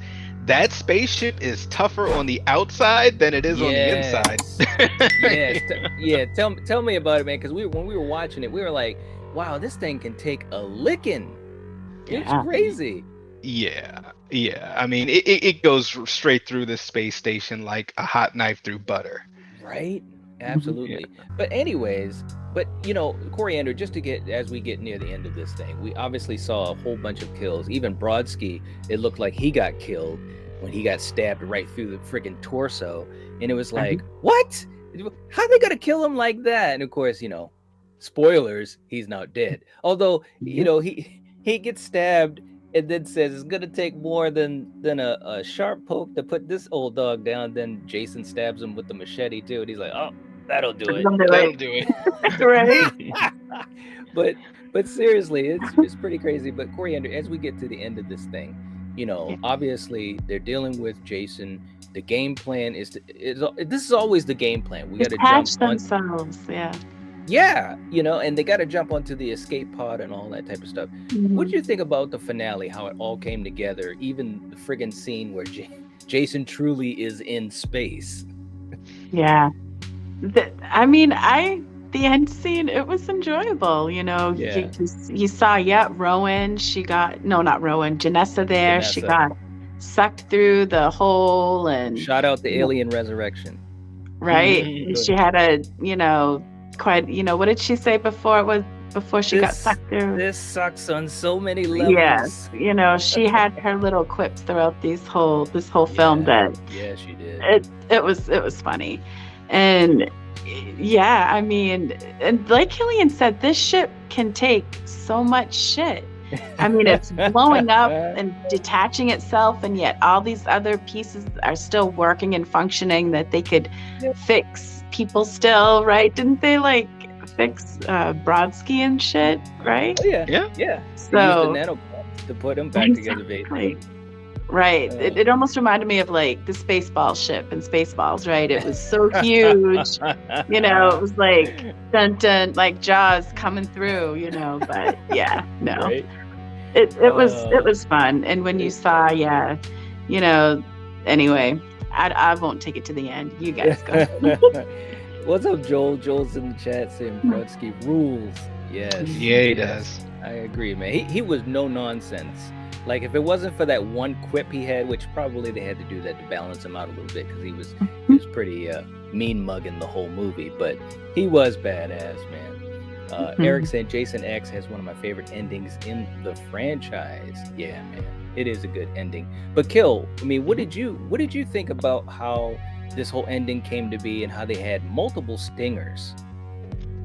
Yeah, well, Jason, he's been wrecking shop. Got messed up by Can, got rebuilt, and now he's totally unstoppable. And the only way they were even able to slow him down was with the virtual reality hologram. Yeah. And they're at a point where they're kind of stuck between a rock and a hard place. Like, okay, we can't go this way and we can't go back that way because he's there. And thank God for Brodsky and whatnot. But the cast of characters who are remaining towards the end were all likable, and Janessa getting sucked out of the airlock was sad because I liked her. She had some of the funniest lines in the whole entire movie. Did. For me. Yeah, she did. She really, really did. And like you said, once we have that scene where Jason truly is in space, they're looking at him and they're like, "Are you serious? He's still coming at us." Look at this guy. And Mr. Happy is right there about to knock on the door, and good old Brodsky at the last second stops him and takes him down into the orbit of Earth 3 or whatever, New Earth.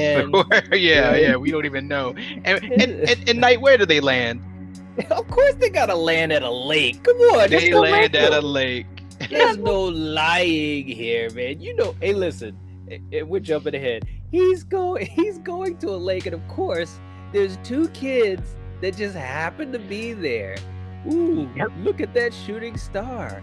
And that's what the guy says, right? And then of course, and sometimes these movies, they sometimes make the females either super smart or super dumb. Because of course, the chick says, let's go check it out, right? And Coriander, come on, man, you gotta tell me, what'd you think of that ending? And of course, you know what this means right here, Come on. Hey, this gives us hope that, just think if there's a movie that'll come after this one, come on, we could still have like the looks of Uber Jason. That would be True cool. enough.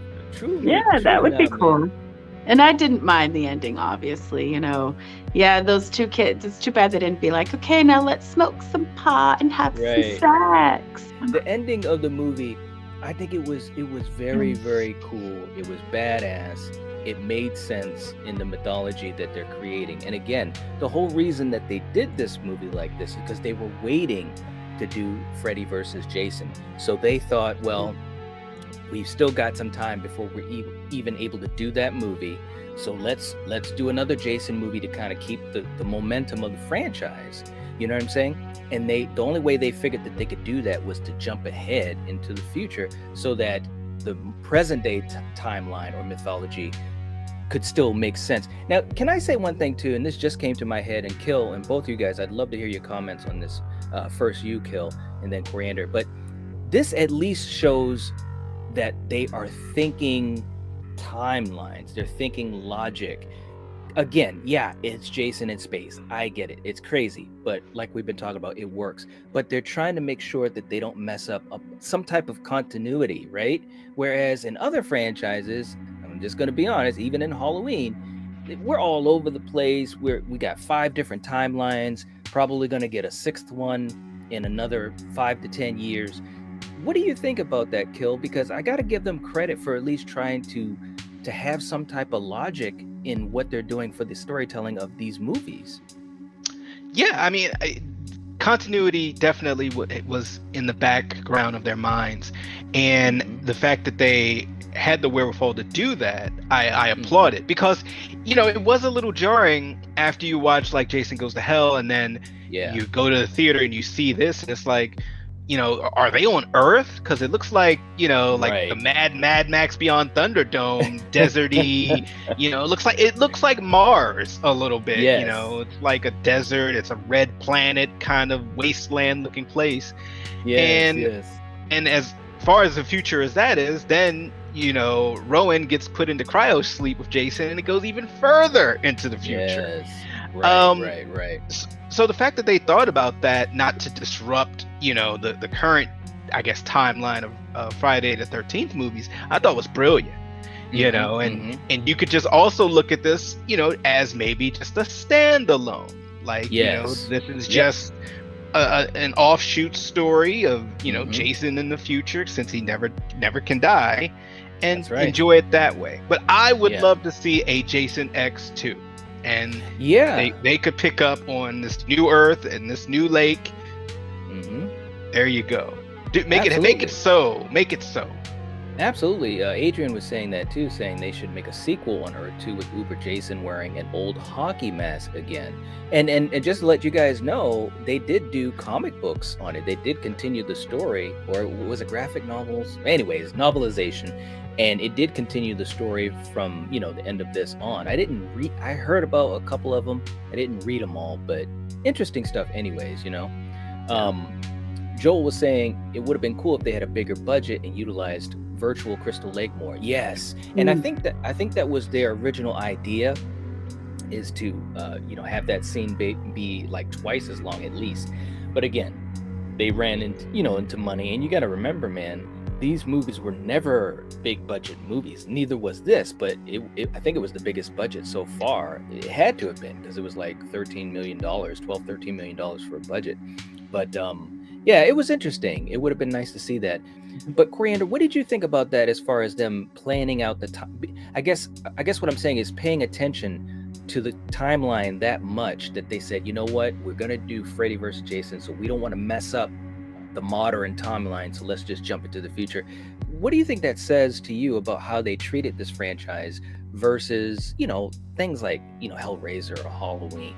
Yeah, I don't think with these Jason movies, I don't think a timeline is really needed. You know what I mean? Just because uh, he's like a supernatural being. He keeps coming back. It doesn't matter what the year is or how he comes back or what brings him back. You know what I mean? Kind of like how these other movies kind of, make a point to make out these weird different shoots of timelines and all these weird sibling this, sibling that. And so I just like how, I like I like the way they did it. Let's just put it this way, because they didn't pay too much attention to trying to, you know what I mean? I don't have an issue. Right. No, I don't either. But what I'm saying though is that the fact that they even took the time to think about that, saying, you know what, because they could have made Jason X a modern, take, you know what I'm saying? And then they might have run into some issues with Freddy versus Jason. So the fact that they were even thinking far enough ahead to say, you know what, let's be careful and not mess up the continuity. Because if you think about it, obviously up to 8, it's a straight continuity. And even with 9, even though 9 is kind of, out there, Jason Goes to Hell, that is, you could still kind of see how it could fit, as far as the next movie. And obviously this one jumps ahead 400 years. So when you think about it, other than the reboot, the remake, these movies have really kind of kept going one after another with a straight continuity, right, Kill? Am I right on that, or am I missing something? Because yeah. I mean, I agree. I mean, you can see the through line, up until you get to this point for the most part. Right. Yeah. So I just got to give them a hell of a lot of credit for that, man, because it at least shows that they were thinking about, people that watch it as far as making connections. Confused Reviews saying, looking back, it's wild how capable this series actually was in terms of holding a relatively streamlined continuity, where franchises like Halloween and Elm Street struggled after a few sequels. Exactly. That's, I mean, seriously, to me, that's one of the things that you got to give Friday the 13th credit for. I mean, obviously it's a more simple story in a way. Well, yeah, it is of the 3, but the fact that they kind of kept the through line, I think is really, really cool. Ginger Ninja saying, here's a question for you all. Would you rather see Jason X Part 2 or Friday the 13th reboot Part 2? That's a good question. What do you think, Kill? I'll start with you, then Coriander. I really like the reboot, remake. I would have to probably lean towards that to just see. Okay, because in my opinion, with the remake, and of course we'll talk about that. Yeah, they combined more than one movie in there to me. Right. So I would kind of lean towards Part 2 for that. For the reboot. Okay, how about you, Coriander? For me, I think I would want Part 2 of Jason X to get more of Uber Jason and to see maybe, Crystal Lake on Earth 2, like Killian was saying, or wherever the hell he ended up. Right. I think that would be, that's where I'd go. It definitely would be interesting. I agree. I probably, I don't know, man. It's tough, man. I could go either way, to be honest with you. You know, if I guess here's my answer, which is kind of a cop out, but it's for real. If they were planning to continue this new timeline from the reboot beyond a Part 2, then I probably would go with that. But of course, we know that they've got a lot of legal issues going on right now, so they're not probably gonna continue that timeline. So to me, it would be better to do a Jason X 2, because you could just do another futuristic thing and you could end it there, or leave it open-ended like Jason X was. And if it's fun, I'm all in for it. You know what I'm saying? All in. Eric saying the Jason X timeline in the novels is insane. It involves Jason clones, a Pamela resurrection, and a classic Jason versus Uber Jason fight. I heard about the Jason versus Jason. That's too funny, man. One of these days I might have to check that stuff out, man. Right. Absolutely. Wayne saying, I highly recommend the hardcover book. I have Crystal Lake Memories, the complete history of Friday the 13th. That is right. And all 3 of us have that book. Yeah. It is awesome. And for anybody, and I'm glad you said that, Wayne, because that brings me to one of my next points. This series, it's just really, really cool. And all 3 of us have that book. And obviously for you guys, if you are a collector of the franchise, you got to get the box set. The box set is amazing. Here's an image of it right here. Yep. All of the movies, like I said, it's one of my most favorite possessions horror wise, and it was totally worth it. It's just a special thing in my life as a Friday the 13th fan. But anyways, that's pretty much all we got here for Jason X. It works. Any last thoughts, Kill, as we head on out? It just works for me. That's one of the best things I can say. Yeah, I mean, hey, you put Jason in space and let him do what he does. It works. Yep, absolutely. How about you, Coriander? This is one of the funnest ones. I'm not saying they're not all fun, but I love Jason in space, so hell yeah. There you go.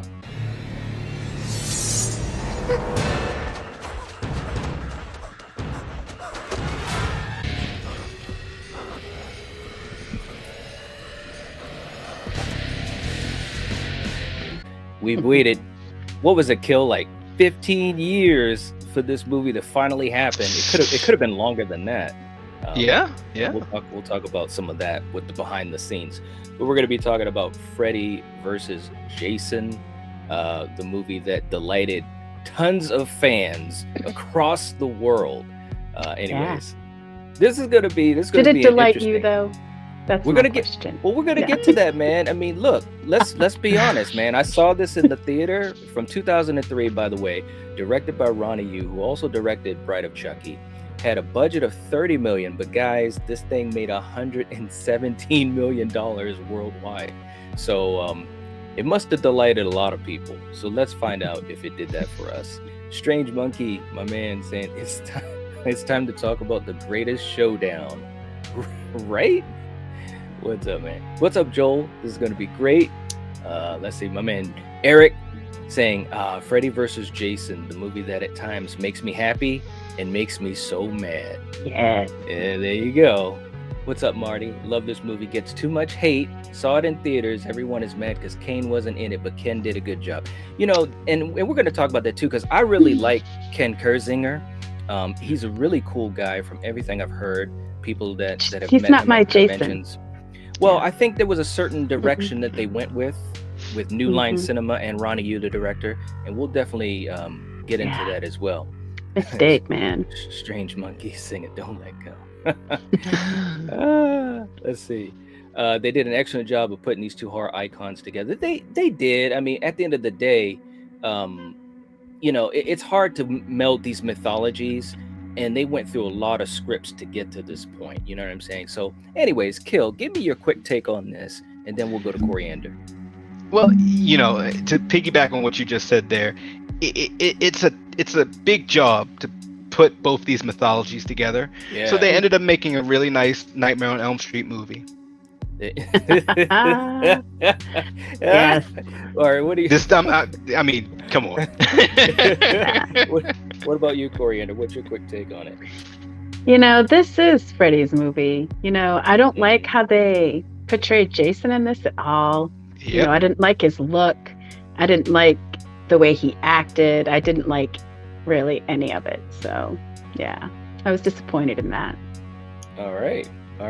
Well, you know, my quick take on it was it's similar. I mean, they leaned into the Freddy mythology a lot more, which I understand the thought process as far as you've got Robert Englund, who obviously charismatic, a legend. He's the villain that talks. So it kind of has to be funneled through him. But I will say this before we even get going with the intro and so forth. I just wish they could have, like, it felt like this movie was like, I don't know, 65 or a little bit more percent Freddy, maybe even 70% Freddy. And I just wish that percentage could have leaned the other way a little bit more. And they did have some ideas on some things they were going to do at Jason and his mythology that they didn't do. And of course, they had a bunch of rewrites. It was crazy. It's amazing that this movie got made at all and that it is as good as it is, because I saw it in the theater too. And it was a fun experience. So, Kill, let's start this thing off. The movie starts off, and obviously it is heavy on Jason and his mythology, which, you know, being a Jason fan, I mean, obviously I'm a Freddy fan as well, and I think I speak for both of you guys. But, you know, for me, I was like, all right, let's see what they're going to do with Jason. And it starts off with his mythology. What were you thinking in the beginning? Especially Well, I how they mean, resurrected with his mythology, or like Freddy talking over all of like the stuff that he did. Yeah, well, that's true too. And that was cool having Robert jump in there and, you know, kind of almost an homage to the original Nightmare on Elm Street. What'd you think of that? Yeah, I like that actually, because you know, you not only have him saying, you know, the parents they got mad at me and they did this, and they're showing some of the coolest kills from the Nightmare on Elm Street, you know, franchise. That was cool. Yeah, and right there when I'm seeing this, I'm like, man, all right, this is a Nightmare on Elm Street movie. It just so happens to have a plot point character, which is Jason. But you know, like you said earlier, Robert Englund is such a great actor, and we all love Robert, and we love him as Freddy. So, and it had been such a long time since the last, you know, Nightmare entry. So yes, you know, seeing this and finally seeing them do the verses of him and Jason, I was like, okay, I get it. He's the one. He's the killer that talks. He's the prankster. You know, he's the Joker of slasher movies. I get it. But you know, look, you know, and Coriander knows this. I mean, if you could tell by her hat, I'm always Team Jason. That's my man. And as much as I appreciate the actor in here, and I know I'm going all over the place, but I just gotta say it. Coriander already said it, and I just have to reiterate it. I hate the look of Jason in here. I do. I'm sorry. But that opening with Robert Englund doing the voiceover and showing all those great clips, I loved it. Yeah, I loved it. Yeah. Okay, so Coriander, what about you as far as when Robert is resurrecting Jason and that whole scene at the lake and so forth? What did you think of that? Yeah, I thought that I loved the beginning of this movie. I enjoyed how, he resurrected him. You know, I liked how, like, it went into the flashbacks and it showed some of the Freddy movies, some of the kills, and I mean, I thought the beginning was, it was good. You know, I'm distracted. Right. I'm watching deer walk down my road right now.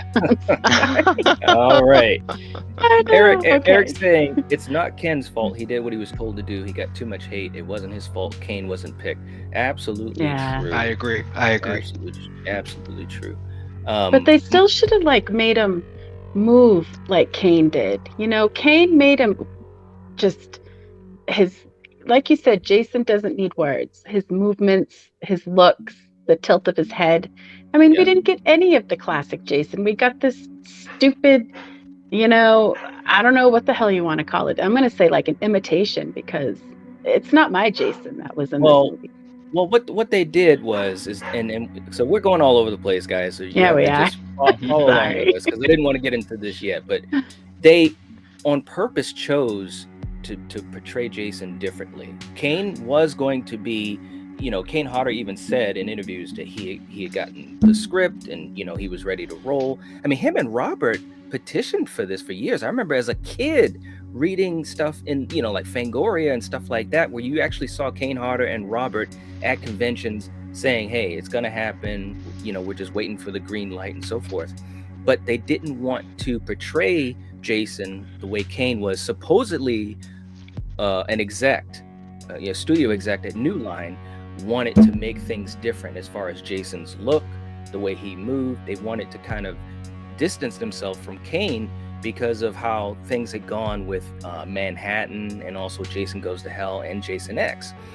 Now, that's stupid. I think that was a poor decision, because I think Jason lost some of his physicality as far as what makes him. You saw the clips from even Jason X, the way he moved, the way he would turn his head. Like there was something. He was tough looking. This one looked weak and just not right. Well, they said that, and they said they wanted this Jason to show some emotion and stuff like that. And I'm like, all right, dude, this is Jason Voorhees. You know, same thing with Freddy. If we make Freddy too comical, we're kind of going outside of the box. So that's just my quick little rant about that to kind of start us off. But we'll get back to the story as it started. And also Monty saying, got that right night. We went through a lot of scripts before they went with the story. Yeah, it was like, they I don't did. know, what, 18 scripts or something 17. like that. Yeah. Miss Carter saying Kurzanger ain't no Kane Hodder, that's for sure. Yeah. Mm-mm. The Jason portrayal didn't bug me, and Freddy was great. It's the teens that make me dislike this movie at times. They're all awful or worse. Yeah, we'll talk about some of that too. Ginger Ninja doing math for us. 70-30 in Freddy's favor. I agree with that. Yeah. I do. Yeah. I do. Like they made Freddy like awesome in this movie. And Jason, it's like, what did they do? They didn't like go by any of the movies, you know? And it was just, it's terrible how they portrayed Jason in here. It's a disappointment. This movie needs to get remade. That's what has to happen here. That would be fun, man. Yeah. But let's get into the characters a little bit, Kill. Because after Jason is resurrected, basically Freddy is like, look, you're my henchman. I want you to go to Elm Street, make them remember fear and all that type of stuff, which again, not a bad way to make these two be able to interact. You know what I'm saying? But we get introduced to Lori, who's our final girl, played by Monica Keena, and you know this is basically her story because she lives in the house, 1428 Elm Street. So you've got her as Lori, and then you also have Kelly Rowland as Kia. What do you think of these guys? I mean, look, I don't want to bag on the Hollywood teen stereotype or the slasher teen stereotype. You know, you have the girl who might end up being the final girl, who's really sweet. She's nice. Yes. She's nice to the geeks. She's nice to the jocks. She's nice to the dudes that might try to slip something in her drink and stuff. You know, she's just sweet all around and perfect. You know, and then you have her friends who one likes to smoke, one kind of might be a little bitchy. You know, I'm just going through the archetypes, especially in the 2000s. Because this movie, you know, one thing I'm to say, this movie is dripping with a few things. 2000s new metal, Yes. like it's a lot of new metal in here, and I used to listen to a lot of new metal in the 2000s. Right. I was just like, all right, they're just like blasting the soundtrack going in here. full tilt. Little too much, Right. And you know, just kind of those stereotypes that we know and love or we hate. So as far as the actors, they did what they were directed to do. Some of the characters were more annoying than others, but for the most part, for me, they were just archetypes, you know, and just there to be meat for the grinder, you know, like, you know. Yeah. Now, and Coriander, what did you think of the characters? You know, Lori, Kia, and I got something I want to say too, but any of the other characters as well, how they set up this thing at the house, and Jason goes to the house to start the killing. You know, I didn't mind this scene. You know, some of Jason's kills, like his what the hell was his Trey? Yeah. That kill was like probably one of the best ones. Yeah. You know, and they weren't going to use that at first. They originally the executives wanted to pull that scene, but then with the test screening, they found that the audience reaction was really high for that scene. Yeah, that was a really good scene. And I mean, you know, it's rainy. They lose power. And it's so funny because Blake there is in the kitchen, and there's like on a tack board or something, papers that the wind blows in, and you would think, you know, I don't know, you'd think they'd be a little suspicious of that. I'd search the place. If my door mysteriously opened, I wouldn't be like, oh, okay, I'm just gonna shut it. Door's open. Exactly. Yeah. But yeah, I mean, I thought that kill was great. And of course, you got Catherine Isabel too, who, you know, she had a pretty good role in this. For you guys, anyone that's a fan of Ginger Snaps, you could get to check that out. So she had a pretty good role. Although I don't think they gave her enough to do. But that scene, as far as the kill and the reaction to everybody, I thought that was pretty good. You know, I had no issue with that, and you know, just how that went. But here's the other thing, guys, and again, shout out to everyone as far as their reactions.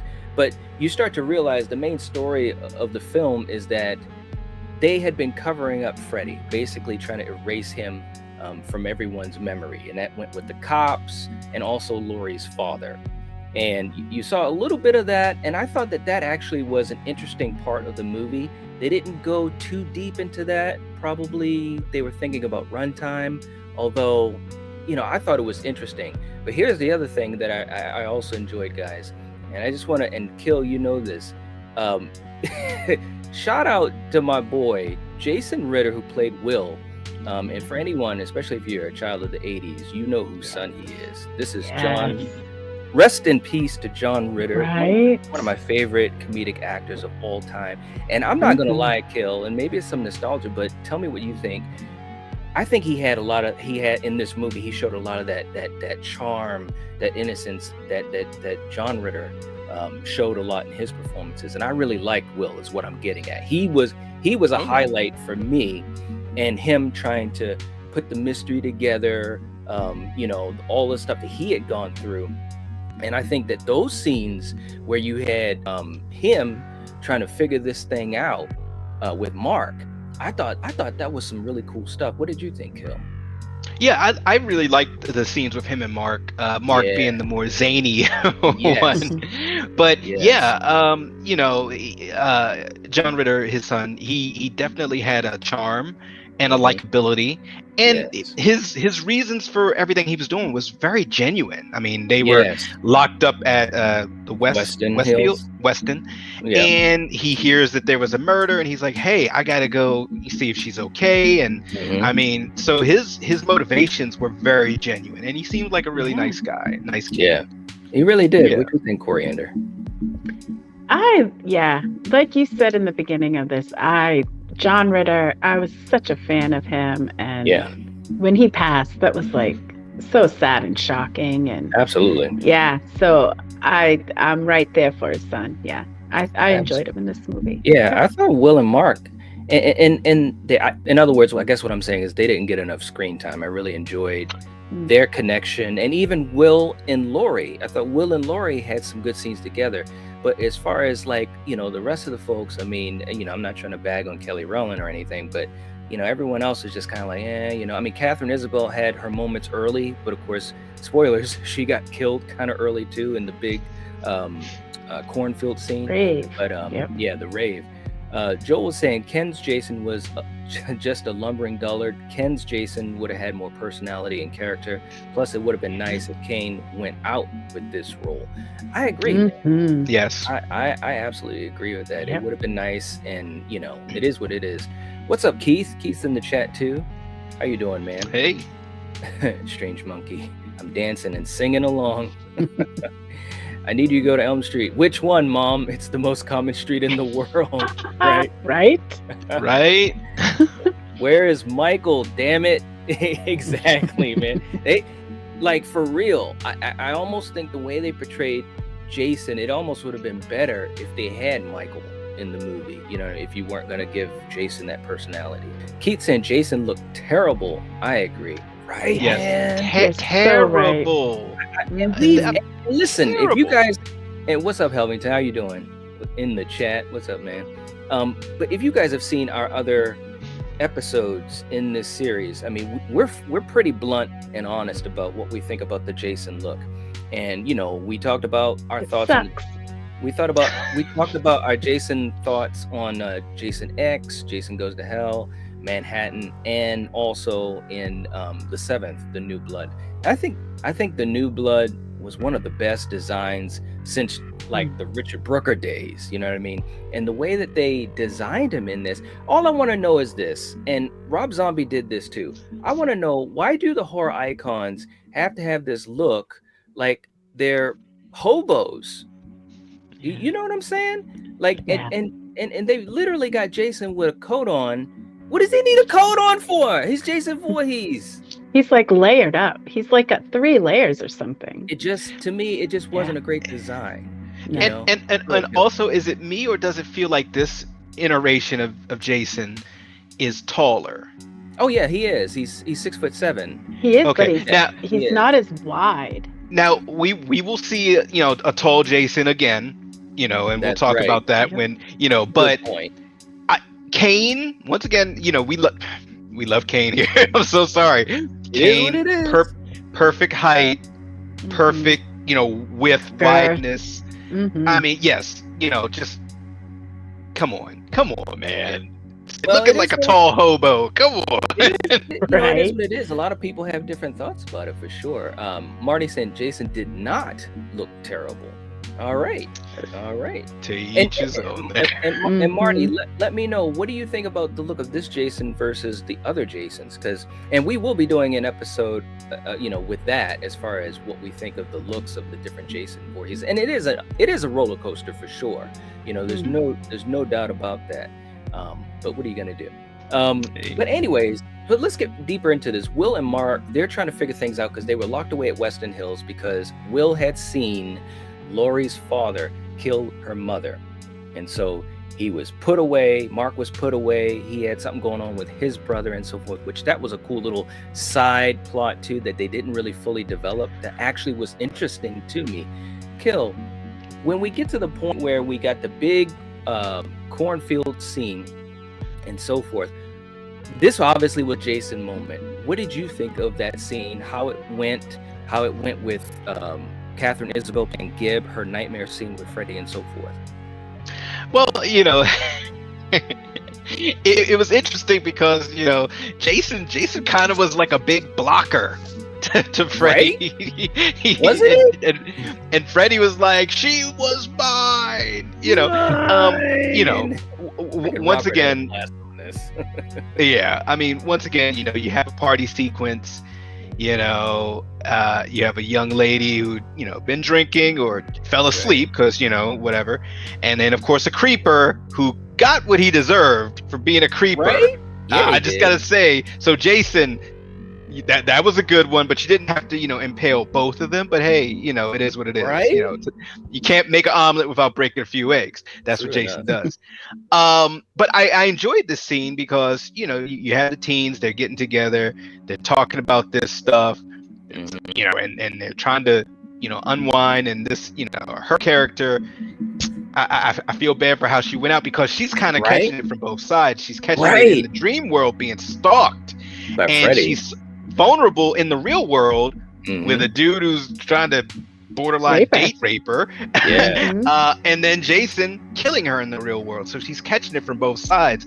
But Freddy's doing what Freddy does.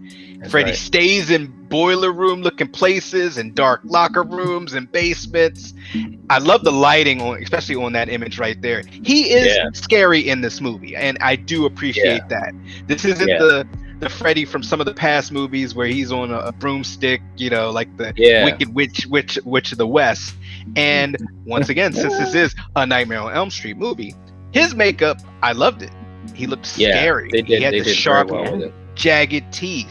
And it was different from other iterations, but he didn't look like a hobo. He looked good. So I almost wonder if because obviously Freddy had been with New Line since the beginning, and they had just acquired the rights from Jason. Bias. Friday the 13th. Sometimes I wonder if it was a little bit more, you know what I'm saying? Because I guess what I'm saying, I don't mean on purpose, but even Bob Shea, the head of New Line, he was around since day one. He was around Wes all throughout the original Nightmare. So in other words, sometimes greatness can rub off on you a little bit, and I think they were able to. This characterization of Freddy is kind of like in between, like the Dream Master and New Nightmare. You know what I'm saying? Like he still had his quips, but not as much as he had in Part 5, the Dream Master. But he's not totally as serious as he was in New Nightmare. He's kind of like in the middle. I wish it was New Nightmare. I wish that's how they did Jason, and Freddy, and I wish Kane was Jason. And damn, this would have been a fucking good ass movie. That could be a good episode, man. It really could be. They turned Jason into Frankenstein's monster. No offense to my favorite monster, but all wrong for Jason. That's true. Exactly. That's perfect. Yes. Yeah. Eric, not a fan of Monica Kena's performance, but then again, it's bad writing and directing. When Kelly Rowland's the better of the actors, and she's a musician. Yeah. Strange Monkey saying, "Long live new metal." Monty was saying Brandon Fletcher, who plays Mark, was the best actor in the movie. No, I definitely could agree with that. He was very, very good. Yeah.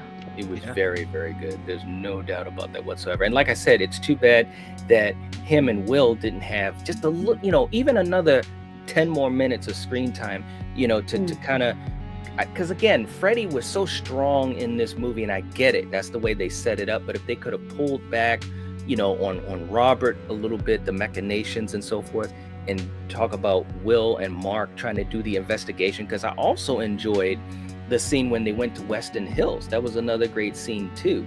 But Coriander, let me get to you. After they killed Catherine Isabel, which again was a pretty cool scene. And again, Robert, no, she was mine, and all that type of stuff. And then you kind of get everyone together trying to game plan this out. What were you thinking of the movie at that point? I mean, yeah, they're trying to put, fit pieces together, because you get the cops that are like being weird, and you got this one cop here that, is with the kids that, these other guys at the station, something's going on. Right, he's new to the town. Yep. And I mean, it was, they had to fill the movie somehow, so it was an okay scene. Yeah, I mean, I would have been cool if they could have filled some of that in with something from Jason's mythology, man. Whether it be, and this is just me thinking off the top of my head, and this probably wouldn't work right, but even if it was something where someone had dealt with Jason, before, they could have brought Duke, someone related to Duke or something like that. I don't know. Something that would have had a little bit of the Jason mythology in it. But I do agree, though, that the scenes with Mark were really, really cool. That scene with his brother, and then Freddy just basically just manhandling him. That was great, too. It really, really was. But Kill, once we get to Weston Hills, I think there's some creepy stuff, like some of this imagery. Everyone's under, the power of Hypnosil and all that type of stuff. What did you think about this? Because this pretty much led up into the third act. Yeah, I actually liked the town stuff behind the scenes that was going on. Yeah, it made sense. This. And, it kind of also brought shades of, I believe it was Freddy's Dead, where that movie, there was a town, they had no kids, Roseanne Barr's like, oh, a kid, like we haven't seen kids in a while because they're all dead, or they, we got to move the kids out of this town or Freddy's going to come. Whereas they took an even more extreme route on it. Right. We're going to just drug you. Yeah. We're going to make you seem like you're crazy, and we're just going to lock you away because you guys are like a contagion. Yes. And you guys that remember seeing Freddy or whatever, you're just going to pass that contagion on to the other kids. They're all going to remember, and they're all going to fear. And then Freddy's going to be back and going to kill all of our kids. So it's a very extreme approach that they took, and kind of messed up. But hey, but I thought that was a really cool angle. Yes. For them to put in there. And also it explains why Freddy is so weak, why he's pretty much kind of, forgotten, and just like any, bad guy or oh, I'm a goddess, but if they forget I'm a goddess and forget worshiping me or fearing me, then I lose all my power. Shouts out American Gods. Holla at your boy. Ian McShane. Yes. But yeah, so I really enjoyed all the stuff at the asylum and so forth. And you're seeing all these kids locked away or doped out of their minds, and the kids that aren't doped up are seeing this and they're like, what in the world? And they can't believe that the adults in their lives, like our main protagonist, her father, would do such an extreme thing. Right. Because it's very extreme and very messed up. So it was really awesome to see, and just really makes you think, like, you got to weigh it. Do you stop Freddy? Or do you like break the law and lock kids away for no apparent reason and keep them doped up all the time? They literally made them zombies. Some of those, because they gave them too much or whatever. Yeah. It was crazy shit. Not Toronto cool. Freddy saying, great fight scenes. I don't care for Frank and Jason or most of the secondary characters. I hear you. What's up, Movies and Beyond? Saying, honestly, I think Kane Hodder's Jason gives Freddy the business all day, every day. He was too fast and too strong. They had to dumb him down to make the fight a fight, I suppose. It's terrible. Yeah, there is that. Yeah. But let's also get to the point where the game plan was to basically put Jason out. And I actually thought that was, again, some kind of cool stuff here, Coriander. They basically put Jason out, and so he's, Poor basically Freeberg asleep. here. Right? He gets sliced in half, man. I love that scene when he's like, Yeah. let me handle this bitch. Right? And Will's like, what? Yeah. Well, you're right. That was the funny part, is Will was like, what? And then that was funny. I wish I had that as a clip. But what did you think of this? The game plan is that they're going to put Jason under. They're going to bring him back to Crystal Lake because they're assuming that's his territory. And Lori had found out earlier when they were in this meeting, that she could bring Freddy out of her dreams, which of course we've seen that through the nightmare many times. Yeah. So there were some things that they did right as far as the mythologies for both of these movies. But what did you think about the scene in the van, and of course that leads up into the final confrontation, going into Jason's psyche and all that type of stuff? Yeah, that's a ballsy move to put fucking Jason in a van. I mean, come on. Is that duct tape? What is that? I don't know. I thought it was like rubber tubing or something. I don't know. But it's crazy. And yeah, once they run out of that shit, and I think it's funny too, right, when Kia has to like give him mouth to mouth because he's like drowning. Yeah, because Freddy, it had its moments where it was entertaining. Yeah, because while that's happening and he's asleep, obviously he's in Freddy's world, the nightmare. Yeah, world. it was. So they had, their first little confrontation, which Kill, and I'm about to pass it on to you. I enjoyed this, but I also was frustrated by it.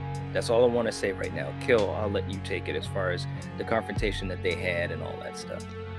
I mean, I someone in the chat also said I enjoyed the fight scenes. I enjoyed them. I felt there were missed opportunities because for me, it's kind of like, all right, that's an awesome scene. That's a screenshot there. Because you have Freddy, and he's doing all these things. He's using force powers to throw stuff at Jason, and poor Jason, or at least this version of Jason, who doesn't seem as smart as the other versions of Jason. Someone in the chat called him a dullard. I think it might have been Ginger Ninja. And I agree with that. He seems like a dullard. It seems like they dumbed him down. Right. And I hate that, but I enjoyed the fight sequences. But it's funny, just like Coriander said, the ballsy move of having Jason in the back with you is like having a shark in a baby pool with you, chilling, and you're like, okay, wait a second here. But once again, in a way, you're in the dream world. Freddy's always going to have the advantage on you because you're in his world. And then I guess the same could be said once you bring him to the real world, which they did, and we kind of know how that side happened. So right. I would just say this: it was entertaining to see both the fight in the dream world and in the real world. For me. So. When you put it on paper like that, yes, it did. It was cool to see them basically fight in their own backyards on both sides. But Coriander, I want to throw this at you because you had talked a little bit about this scene. When they started fighting, it was kind of cool, but obviously it's Freddy's world, so he's able to just kind of wave his hand, and you got Jason bouncing off of the walls, and they're making pinball machine sounds. Ping pong, pinball. Yeah, I didn't really care for the whole pinball scene. Like I said, I never really cared for silly Freddy. I love when he's scary, and it's just and I don't know, there was just some scenes that bugged me, and that was one of them. I mean, and Eric was saying something too. Jason's always been strong, but they made him into Superman with his strength when he literally launched that guy off the pole at the rave. That is so true, Eric, and I was going to talk about that. And it was like, and as he's being launched into the air, I'm like, what? Who is this guy? Thor? I mean, he just, you know what I mean? It's like, come on, man. They just kind of went a little too far, in my opinion. But I want to get back to this scene. Once they started doing, Robert having his fun with it, I was just like, I don't know, man. It's just, and Ronnie, you even said this. He said he thought of this as like, a WWE championship match. And I understand that you want to have them have a fight and have them at their best, each of them at their best, but don't make it comedic, And like Eric said, when he launched that guy, that was kind of played for laughs. Even when he twisted that first guy his head around in the cornfield, it kind of was played as a gag. Whereas in other Friday the 13th movies, like in part 4, when he did that to oh my god, I can't think of it, Axel at the hospital, and he twisted his head, it was done in a way where it's almost like, oh, you know, it wasn't done like as a gag per se, you know. Plus, special effects wise, it looked better. What does that say? A movie from 1984 versus a movie from 2003. You get what I'm saying? The effects were better anyway back then. You That's know? all I have to say. And then you have this scene here where Freddy basically is like, come on. And I remember watching this in the theater. I'm like, all right, here we go. And then Jason starts to hack and stops right at the water. Now listen, guys, and I know if you, and I'm not, and again, I don't hate this movie. I like it. I just wish that they could have done things a little bit differently. I'm just being honest, you know, discussing it and trying to give my thoughts. When has Jason been afraid of water like that? Right? Never. He's gone in the water after people 80,000 times. Now the screenwriters talked about that this was not in their draft. This was part of some of the rewrites. They said the only thing that they had said was that they alluded to Jason might have a subconscious fear of water because of the drowning in 57 or whatever. But the rewrites, they kind of took it to an extreme. And I'm like, well, that doesn't make, it just doesn't make sense to me. What do you think about that, Phil? Oh, okay, Coriander, go ahead. Go ahead, Coriander. Well, I'm sorry. Well, no, I was just going to say, you know, in the Jason movies, that never stopped him when someone was in the water from him just charging right in there and killing them. Yeah. So, yeah, I think this was kind of stupid to put that in there. Yeah. What'd you think of it, Kill? I agree. I mean, it's like, all right, he's afraid of water. Is Freddy afraid of fire? You know, and it's just, Jason has been in the water. He's pulled people under the water. He's shot people on piers with arrows. So he's not afraid of getting close to the water. And on top of that, he's been chained underwater or had. He went after Tommy. He literally went swimming in the lake after Tommy. Yeah, he did. Doing the backstroke and everything. Yeah, you know, or had girls with mental powers, you know, have their dead fathers pull him into the water. So it's like, come on, guys. Like, it just seems once again there was some new line bias, new line cinema bias here. Because I mean, that was a cool scene, though. Right. That's when what I I'm saw saying. this in the theater, I was like, that shit's cool right there. Man, they are making Robert look nice in so this good. Yeah, they are. Hey, look. Robert is an Avenger in this movie. I'm like, they are making him look good. Giving him the love. New Line Cinema is the house that Freddy built. True enough. And there's some bias there. I see it. Yeah. True enough. Bastards.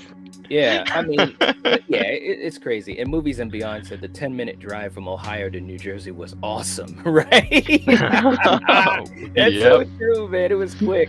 James, movie driving. James was saying, do you think this movie could have been scarier? Oh, hell yes. Yes. Hell yes. If Kane was playing Jason, it would have been scarier automatically just because Kane's in it. And New Nightmare Freddy. Hell yeah. Yeah, with the trench coat. I want that trench coat. That trench coat, man. Monty's saying it was a nice fight scene in Freddy's Nightmare World. Yeah. I mean, I liked it so much better when Laurie pulled him out of her dream. Yeah. That's when it turned good for me. I agree with that. Gory saying, yeah, the pinball thing was lame. Yeah, I just think that, it was too much comedy. They were just going down that road a little bit too much. I wish they could have pulled back on that just a little bit, you know? And it doesn't help that Ronnie Yu knew almost nothing about either franchise, having only seen the first film from each. I agree. It's so irritating. Yeah. The director they chose, man, it's like, what the fuck are you thinking, man? They were trying to go outside of the box, and I understand that. Wayne says, no way. Not when it's Freddy versus Jason. Yeah, no, I agree. No, I agree. It's like, you know, this, and Kane Hodder was quoted as saying, you know, this is the most important movie of either franchise. You know, you got to make sure that you're on point. And unfortunately, it looks like they were trying to do that, you know, as far as the rights of the movie, you know, writing the movie and trying to get to a good script. But ultimately, again, studio interference, man, you know, and it was just too bad, man. But anyways, Bullshit.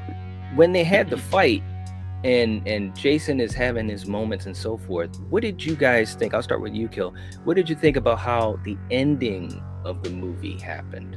I mean, there was carnage everywhere between Freddy and Jason.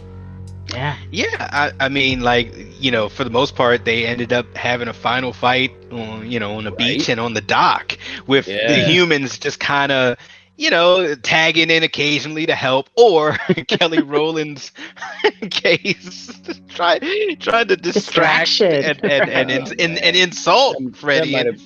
That might have been one of the worst scenes ever. That's why I don't even have a picture for it, man. I actually find the scene funny just because of how Robert was playing it, because he's just all like, are you talking stuff? And he's like, like, and I was just like, oh, this is just perfect. You know, sorry, Kelly, you gotta die. Exactly, you do. But yeah, I'm sorry if you're a human and you see these two going at it.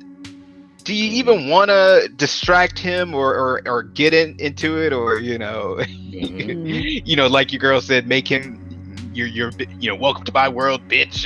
It's not like I'm gonna just stay back and let, you know, Godzilla and King Kong, you know, fight it out right here and just you know, bat cleanup.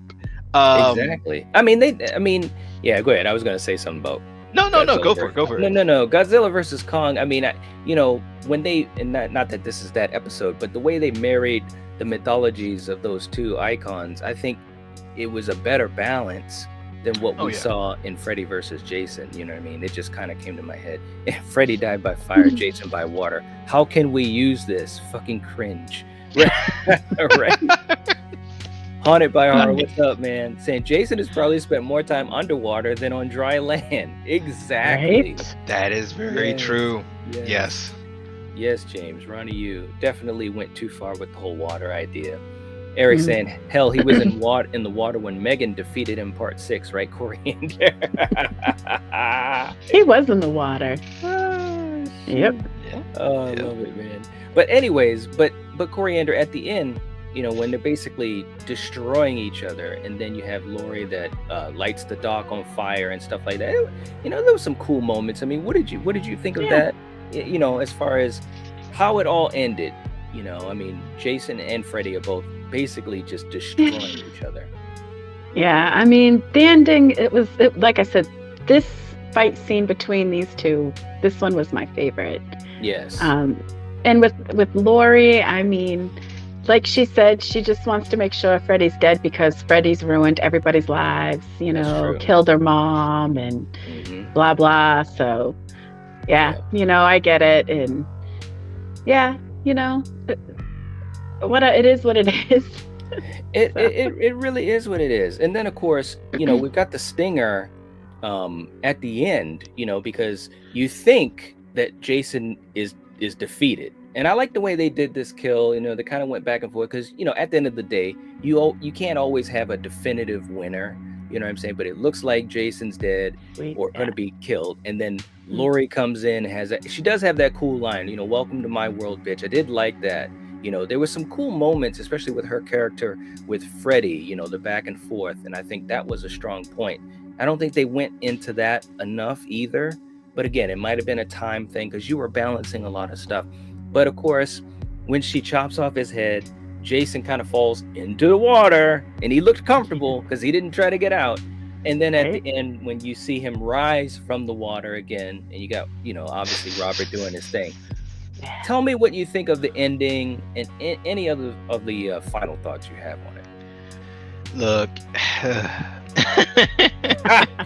Did you just take a breath? You're like, I did because, you know, once again, I'm not a filmmaker, and I hate to play, you know, backseat driver or make the Freddy versus Jason movie that I like. You know, where was the Voorhees sword in there? Where was Creighton Duke? Where was stuff? Yeah, I don't, you know. But you know, once again, and I said this earlier, this was a hard thing to undertake. It was. And I think it would have been hard even if you had a director that knew the franchise and knew the mythology, knew both of the movies, unlike what we went with, which was an action director that wanted a main event WWE match.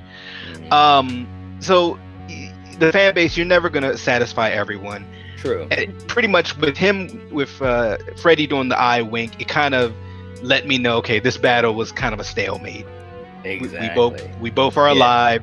You know, King Kong didn't win. Godzilla didn't win. Right. You know, can we get a damn Corey. winner in these movies? Go ahead, Corey. No. I was just, in my eyes, I see it as Jason as the winner. I mean, Freddy's just ahead.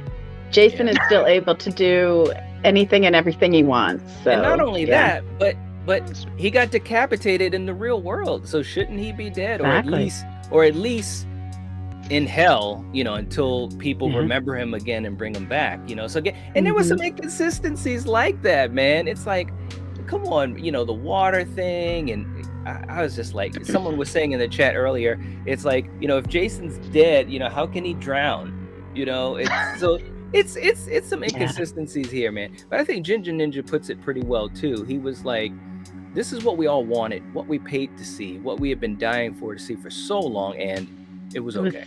Disappointing. Yes, it was okay. Hashtag remake.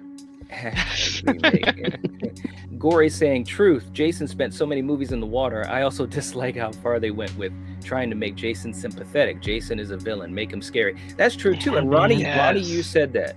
Ronnie, you said that on purpose. He said that the audience should sympathize with one character more than the other. He said, in my opinion, that should be Jason. But it's like, again, this is a horror movie, you know, and not only that, but if it had helped to increase his percentage as far as his mythology in the movie, maybe I could roll with that. But it didn't. You know, it didn't really increase his part of the mythology in the movie. Well, you know one thing, and I agree with everything you're saying, but I guess, you know, when you look at the public, where you have who's worse out of these guys, this child murderer that murders kids, or this other guy that murders teens at a camp? Yeah. Kids or teens? I don't know. They're both bad, but come on, the one that kills kids is worse. It's gotta be worse. Right. Carrie was saying trivia. The brother that died in the yes, he was the bully in A Christmas Story. He was absolutely. That's one of my favorite Christmas movies too. Yeah, I love that movie.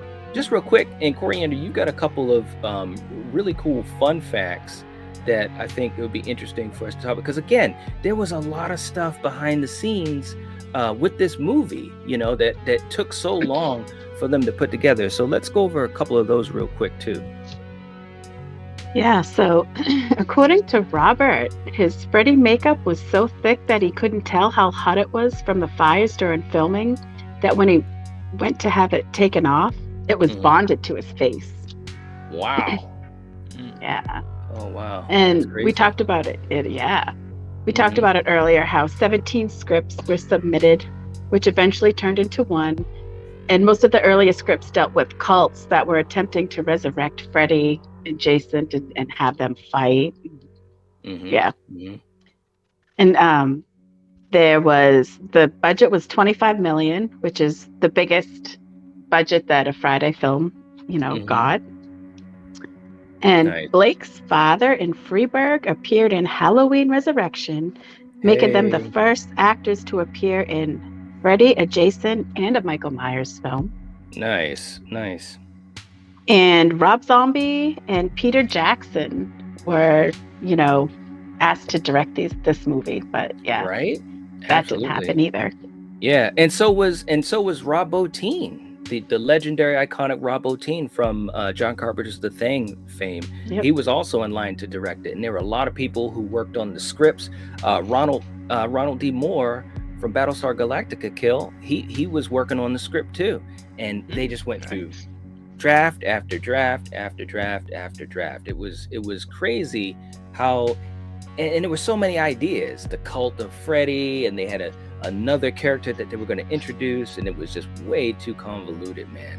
But ultimately, this might have been one of the better ways to marry the mythologies. I just wish the percentage veered a little bit more towards Jason, and the way they decided to characterize him, it had nothing to do with Ken, because obviously Ken is a stuntman. He's a very well-known and a very good stuntman, so he can do whatever you need him to do, just like Kane. But they decided to characterize him like that.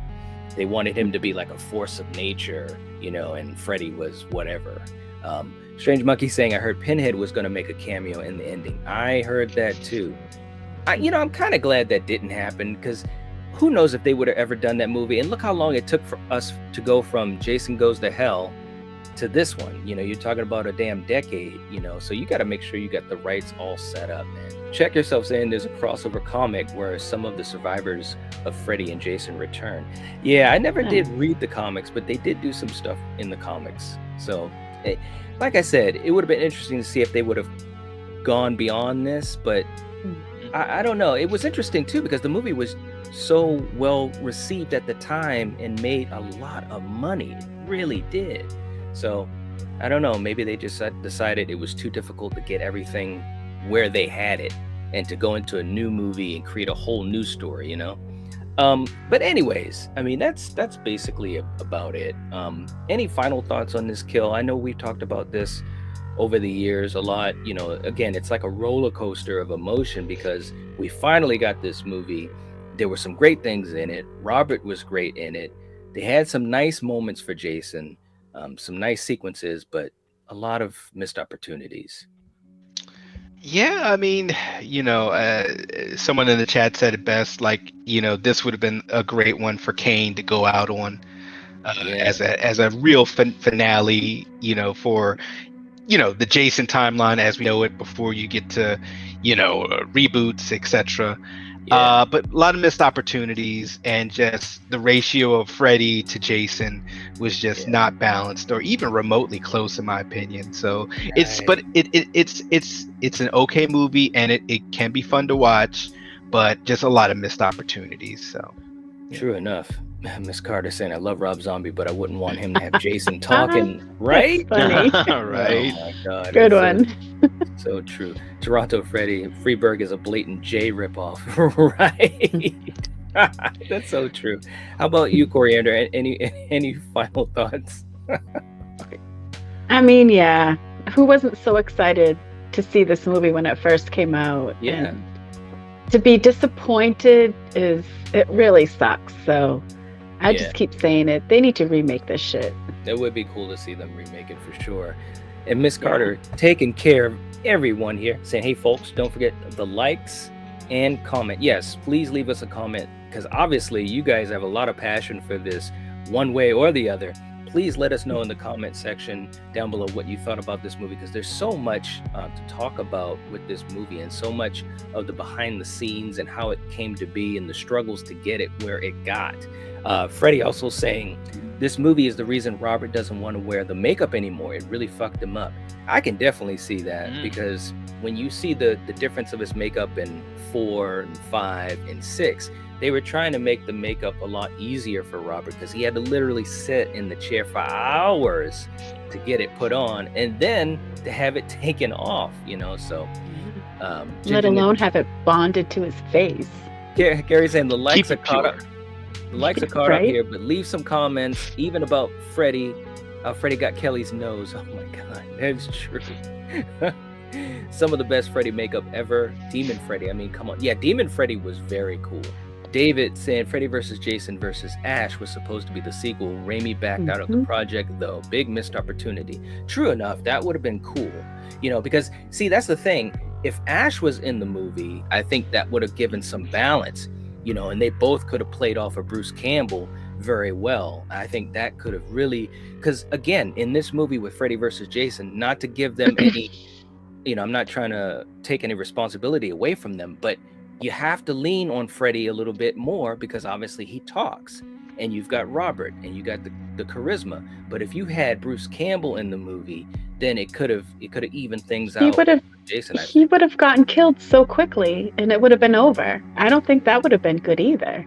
Well, that's true too, but they did have some ideas, and maybe we could talk about that too in the comments or in another show, because they had some pretty cool ideas how they would have had him in there. So, and hey, if I could have seen Bruce Campbell on screen with Robert That would have been great, As we get ready to head on out, Eric saying Freddy is goofy enough. Would we really need Ash? Good point. And that's the whole point. I think that they should have pulled back on the comedy from Robert a little bit more. You know what I mean? I think they had great moments of him being scary or scarier than he had been in 5 and 6. But then all of a sudden he started to let out some quips and the pinball scene and all that type of stuff. Like, but it is what it is.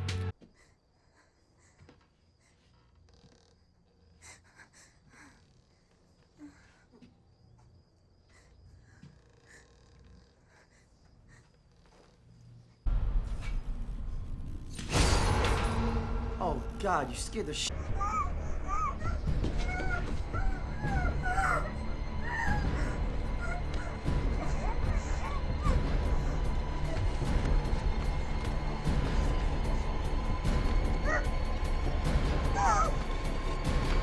All right, guys, let's do a quick take on this thing. Kill, let's start with you. This is Friday the 13th from 2009.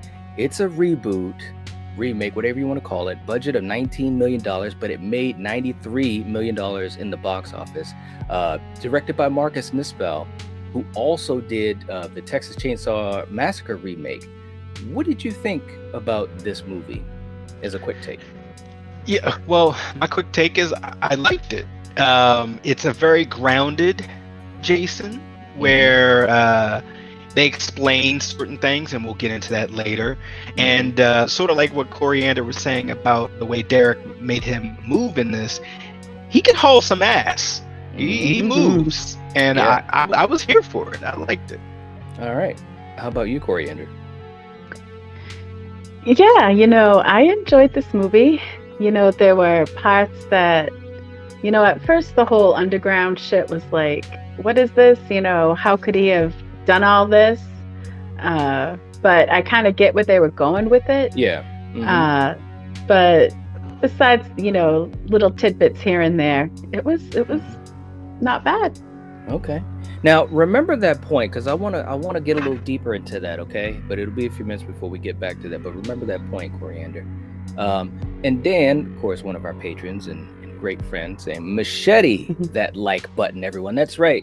Real quick before we get going with our intro, I enjoyed this movie. I went to go see it in the theater opening weekend. I liked it for what it was. This movie, with the fan base, it's kind of little divided. There are a lot of people that don't like this movie whatsoever, and there's different reasons I've heard, and we'll talk about some of those reasons as well. But I think for what it was, what they were trying to do, and considering where we came from before this, and of course, if you guys have been following us almost weekly, with our episodes, we've had some, as Kill would say, peaks and valleys, in these last, 3 or 4 entries. So I really did appreciate what they were able to do with this movie. But anyways, sit back, relax. We're going to Camp Crystal Lake with Derek Mears. All right, Kill, and I'll come back to the chat in a second, but let's start this thing off, man. What are you thinking with the beginning? This is, you know how I talk about these types of things. One of the longest opening credit sequences of all time. It's like 25 minutes. Maybe only second to, and they kind of, anyways. Tell me what you thought in the beginning, Kill. Well, I and we talked about this off air. I truly feel that sometimes you get remakes and reboots that are just cash grabs.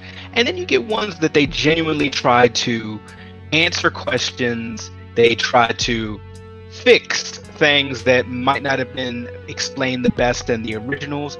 And I think this one did a really good job. It starts off with the black and white scene of Mama Voorhees, getting vengeance for Jason, which, it's a quick scene. It's in and out. And the one thing that they kind of rectify is, in the original movie, Jason supposedly has died, and you never see Jason.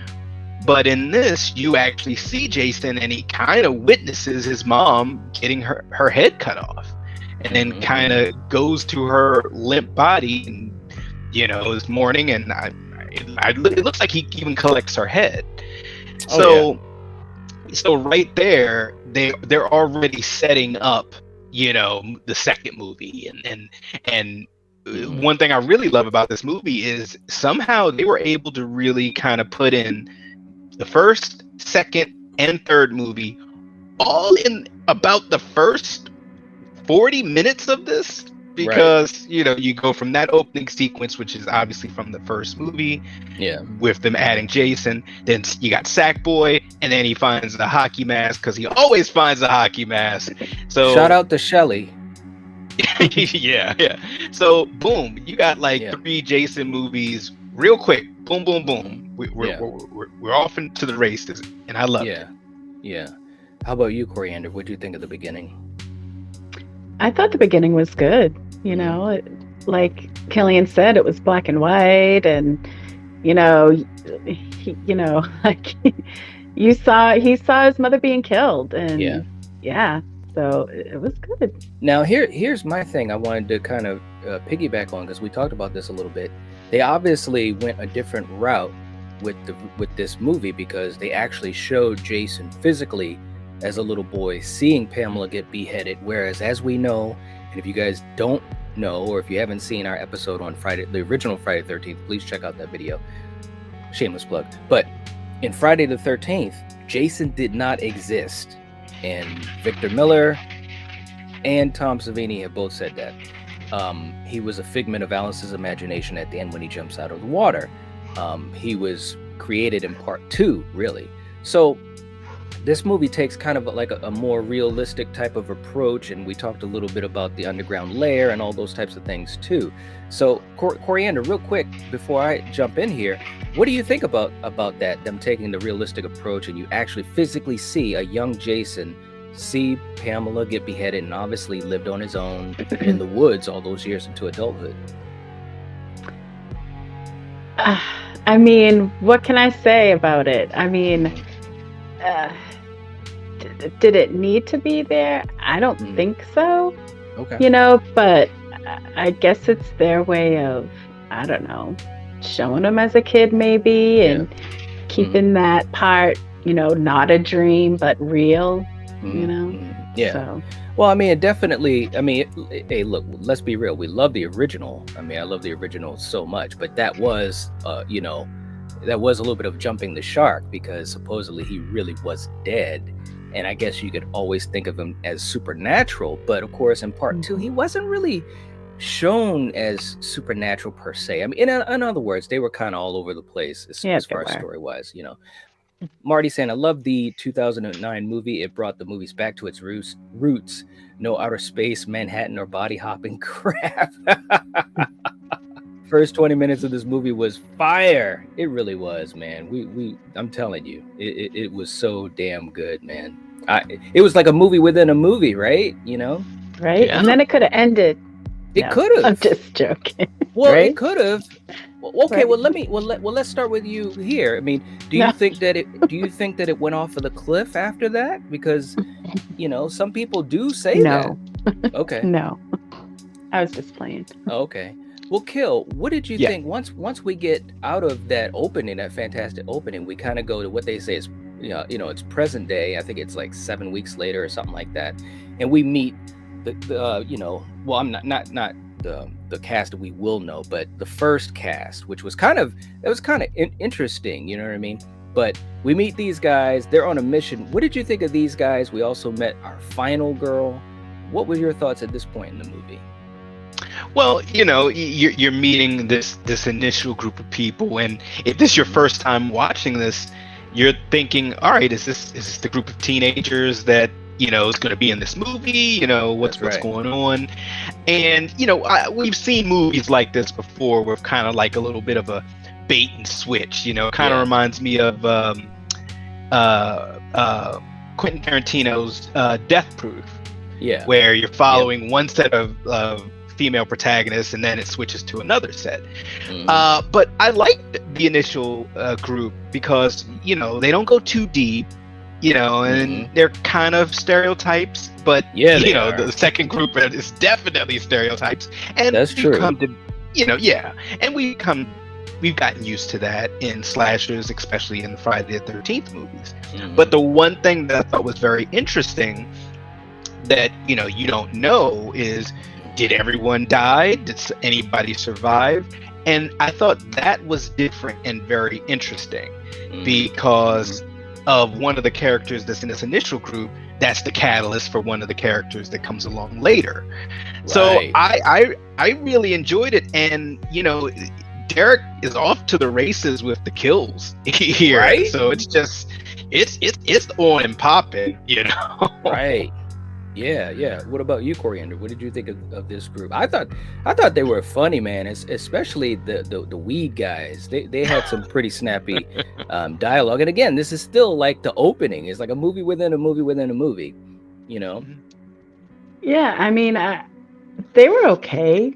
I can't really say that I had a favorite. I mean, Jared, I'm a fan anyway because I like Supernatural. So, he made the movie, but all the rest of these people, it was just fun seeing them getting killed. So, yeah. Okay, all right. And there he is, man. Derek, I think did a heck of a job as Jason. He had some great physicality. And, again, no disrespect to Ken Karazinger. We talked about that last week.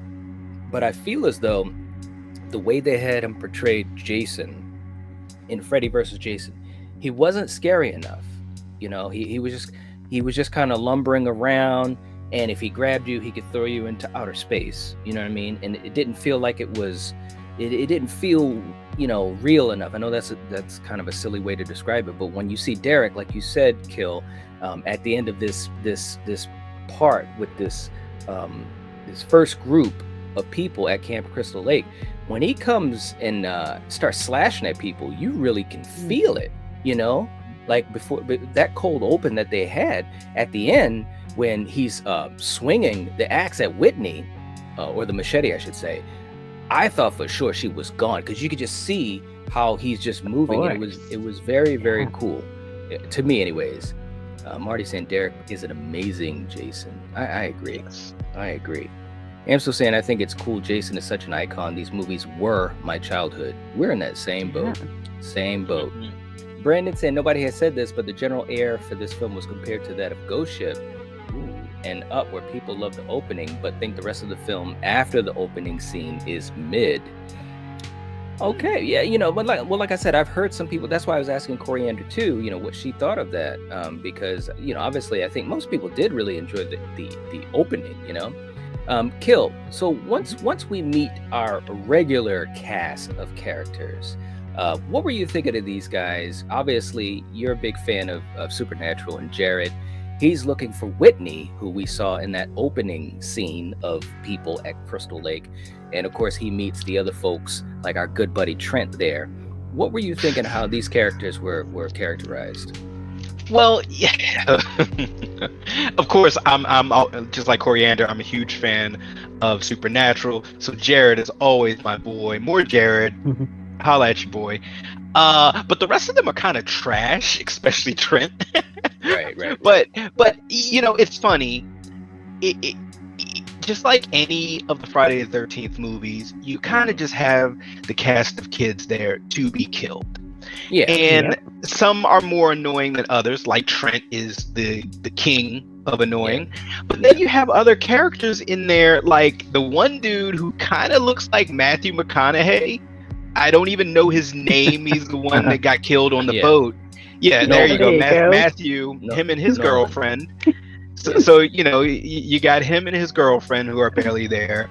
Then you have Trent and his girlfriend, and then you have the other young lady who wants to get with Trent, and then you got the poor two other guys that like you got the black guy, you got the Asian guy, and they can get no love at all. But I gotta admit, man, I really thought that they were so funny, man. They had really good chemistry together. Lawrence and Chewie.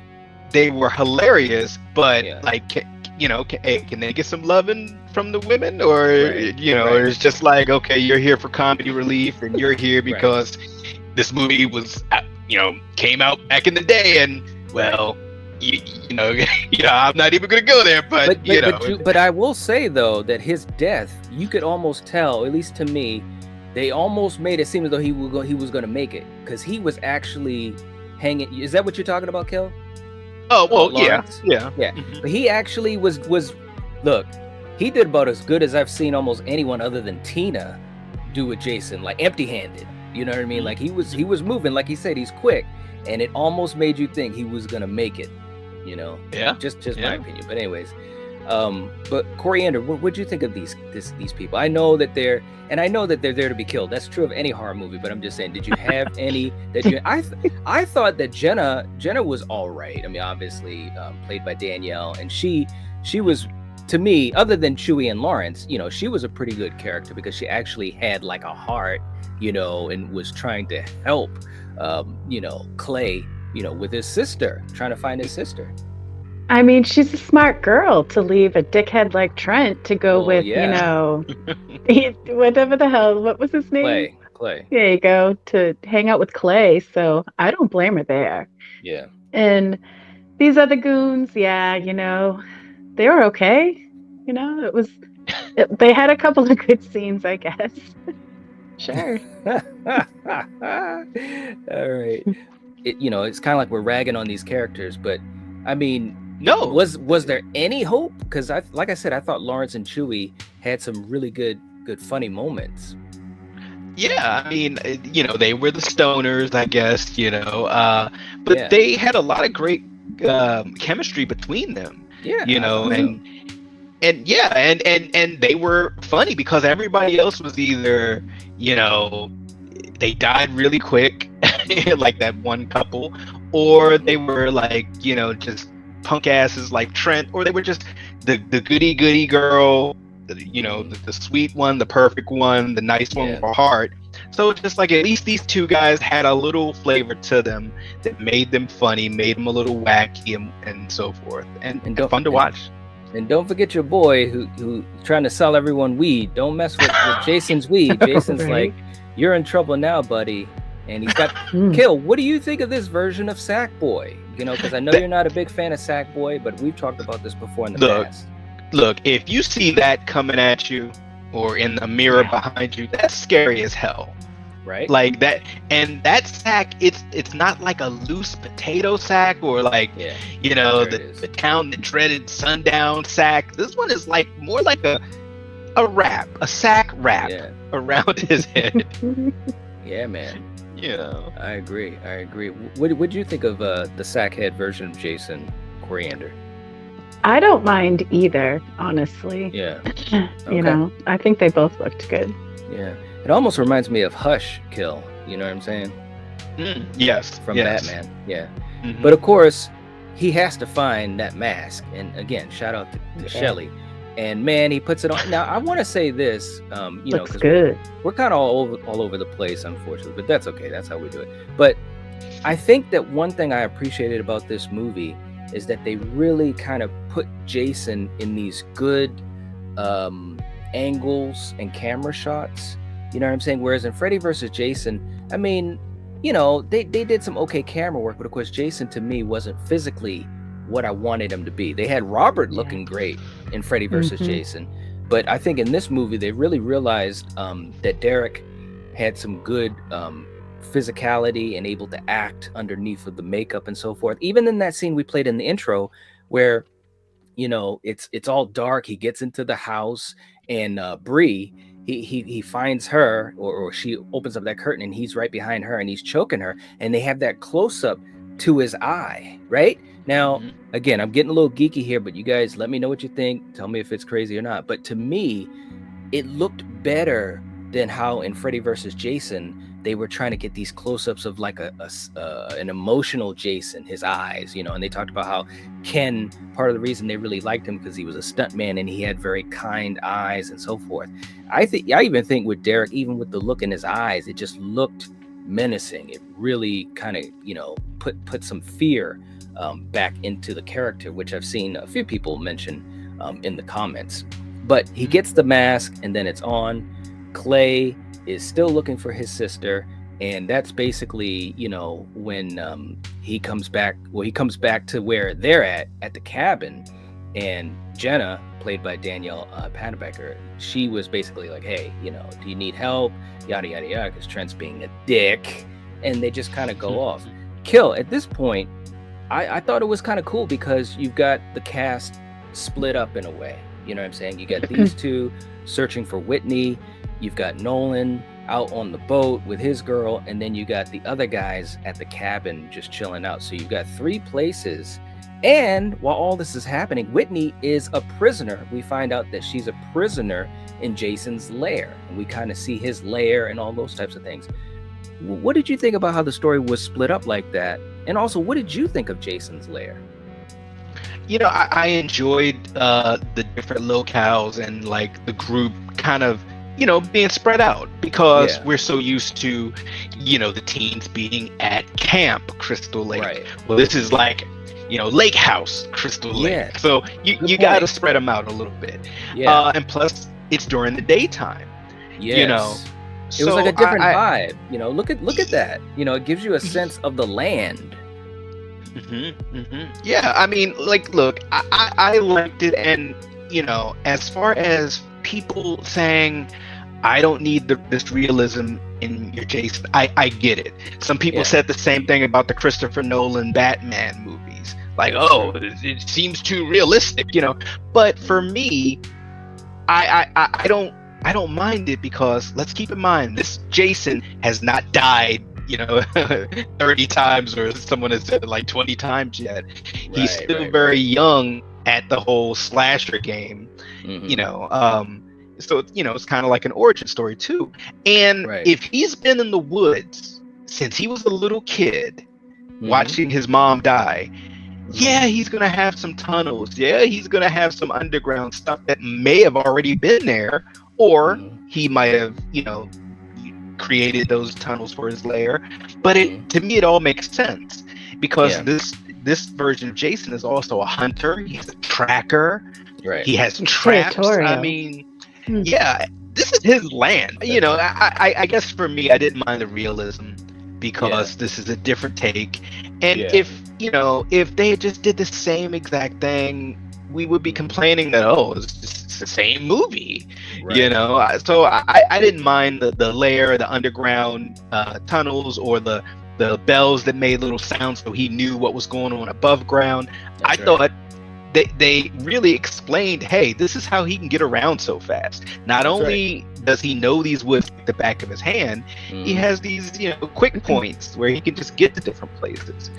So, you know, and also he needed a place to stash, you know, the young lady who reminded him of his mom. Yeah, you got to have some place to keep prisoners. Yeah, that's the other thing too that we've got to mention is that, you know, she reminded him of Pamela, and even in the beginning before he took her prisoner, her boyfriend was saying, you know, you look like this lady that was in a locket in Jason's little cabin. That's the other thing too to remember. You know, since he was a little kid, he just kind of did what he had to do, and even the original filmmakers, you know, like Tom Savini and those guys, you know, when they tried to justify how Jason appeared in part 2, they said, hey, well, maybe, I think it was Warrington Gillette specifically who said, hey, you know, he just found a way to survive, eating off the land, doing what he had to do, and just grew up into this you know, psychotic monster, you know. Fate saying, I just think it's hilarious that the whole movie Jason was killing people, protecting his crop. Don't touch Jason's pot. Let alone piss on it. Jesus. Right. Exactly. Castler saying the comedic duo were stereotypes. Friday the 13th needs to evolve with better characters. I agree. Yeah, I agree. And that's what I would love to see in a sequel, you know, or the next movie. Yep. Brandon saying both the Winchester brothers were in solid remakes. Padalecki in this, Jensen in My Bloody Valentine. Yep. Absolutely. Yeah. Good year that year. Absolutely. Yeah, and they both came out the same year. So you're not a fan of the realistic take and the traps. No, and the I mean, come on. Jason's dead. He died. I don't care how many times you die. You're dead. You don't need that shit. No, I'm sorry. No. Yep. Yeah, but he didn't die until 4. Die. He drowned supposedly as a kid. You're dead. Come on. How many times can you die? You die once and that's it. You can be brought back many times. That should be a video. That should be a video we talk about at some point, because that's kind of an interesting thing that a lot of fans talk about. Abby saying, forgive me, but I think it was Killian who said, let's remember, this is like Sackhead Jason. Okay, Jason died when he was 9. Where did he learn to dig tunnels, lay tripwires? Did he go to the library? Well, in this remake, he didn't die because you see him as a kid watching his mom get beheaded. Well, and that's what I'm saying. Is to me. But did they tell you? Did they lead on that he was a dead or alive? I don't think so. So you could almost take it either way. Well, I guess you could, but if I was to go one way or the other, if you're at a fork in the road and one way is that he's alive or he's dead, I'd go with they're saying that he's alive. Because even in the movie, the way they characterized him, even the way they quote unquote killed him, it felt like a more grounded, realistic type of take. You know what I mean? But why would his mother go on a rampage if Jason's still alive? Well, that was one thing that they even talked about in the original. She was just fucking crazy and wanted to kill him. Well, they talked about that in the original movies too. Is that it could have been a thing where she thought he drowned, but he didn't, and she just obviously she's not with it anyways. No, and she see, went that on a doesn't make rampage. sense to me. Yeah. Well, that doesn't work. Let's kind of move on here too, because the group is split up. What did you think of the boat kill? Because that was one of the first ones that we saw, where you saw him basically full blown. He's got the mask on. He's ready to do what he has to do. What'd you think of that scene? Oh, I mean, I thought it was awesome because once again, it's broad daylight, and he already took care of her boyfriend who was driving the boat. And he's just like, hey, you're out here in my forest. You're in my woods. You're close to my weed crops. Look at that. Look at it. Look, he is already scary. Looks more intimidating than he did in Freddy vs. Jason. No, that's almost like a masterpiece painting. Look at the colors. Look at how he blends. It's beautiful. Yeah. I mean, do you want to mess with that guy? Of course you don't want to mess with that guy. You don't. But while all this is happening, one thing I thought that was cool too is that Clay, he's trying to figure things out. They're searching around. They had that scene where they saw Jason carrying the body and everything. I thought that was a pretty good scene, Coriander. What did you think of that scene? That was a lot of tension in that one. Yeah, right, because you don't know. Well, you kind of have an idea of what the hell he's carrying, but until he actually drops it, then you realize how much, deep shit that you're in. Because yes, absolutely. I mean, I thought that it had a lot of tension. It was shot very well, and again, everything to me anyway, everything is looking great. And while that's happening, you got your boys at the house. They're chilling out, and look, this is what's interesting, because as the viewer, we know what's going on. We know Jason's out there. They're sitting here chilling out while Bree is dancing and prancing and stuff. And you just know that bad stuff is going to happen. When Chewie goes to the the tool shed or whatever, I thought, first of all, that was a cool scene. He had some funny moments. I really did like Aaron Yu in this role. But that scene where Jason is right behind him and the light kind of flickers, I thought that was a really cool scene. What'd you think of that kill? Oh, I mean, that's nightmare fuel. I mean, the way that they use the light and the shadow and flickering light. Yeah, I mean, look at that. Like, seriously. Yes. And you knew bad things were gonna happen. I mean, he goes to the tool shed to try to fix the cherry broke because Trent is a douchebag. Right. And it was his dad's favorite. No. Yeah, but look, I mean, stuff happens. Get over it. Right. And you just know it's not going to be a good day for yes. And then of course, Lawrence, he bless his heart, man. He's like, I gotta save my boy. Right. What'd you think of that scene, Coriander? Because like I was saying earlier with Kill, you almost thought he was gonna get away because he was fighting Jason off. He was moving quick, jumping over tables, doing parkour. You had that glimmer of hope for a second. Yes. But Jason is a champion axe thrower. Yeah. He is. He can do anything. He can, man. Look, they did a good job with my boy. They really did. Movies and beyond. Now, this is a good point, and this is where I'm coming from. I feel like if he was dead, he wouldn't grow up if he was a kid when he died, and that's my point. You know, I mean, you could say, well, he's supernatural and he can be whatever he wants. But he can appear in any form. He was You're alive dead. in this movie. No, Kill, was he alive? no. Kill, what do you think? Was He, he alive? he or was. dead? Nope. Look, you saw how he was hauling ass. You saw how he was running. He was alive. Come on, he was alive. He was alive. He's alive. He wasn't. George is in the chat saying forgettable remake, which is why there was no sequel. Probably the last Friday movie. Well, no, wait. Well, that's too bad. Well, I think there are a lot of people that didn't like it, but this movie made money. You know, this movie did very well in the theaters because the budget was only like 18 million, but it made $94 million. You know, so it made money, but it was really the legal issues between Victor Miller and Sean Cunningham that really put a halt to the Friday movies, and they're still dealing with it. They're closer to the end, but we don't even know when we're going to get another one, man. But yeah, I mean, I didn't mind it. I really didn't. What's up? Bearded Entertainment, Eric himself saying, I really like that the main relationship of the movie was brother and sister versus a romantic relationship. That is a great point, Eric. And I actually like that too, because in this movie, although you have technically the final girl, you have her brother, Jared, who played Clay, who was kind of front and center. And then you had a possible romantic interest, or at least I would say as, you know, friend or whatever, played by Danielle.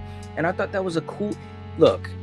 Again, guys, this is the 12th movie in the franchise. You got to do some different things, but still kind of stay true to what the movies are. And I think they did a pretty good job of balancing that. Dead in all those. Come on.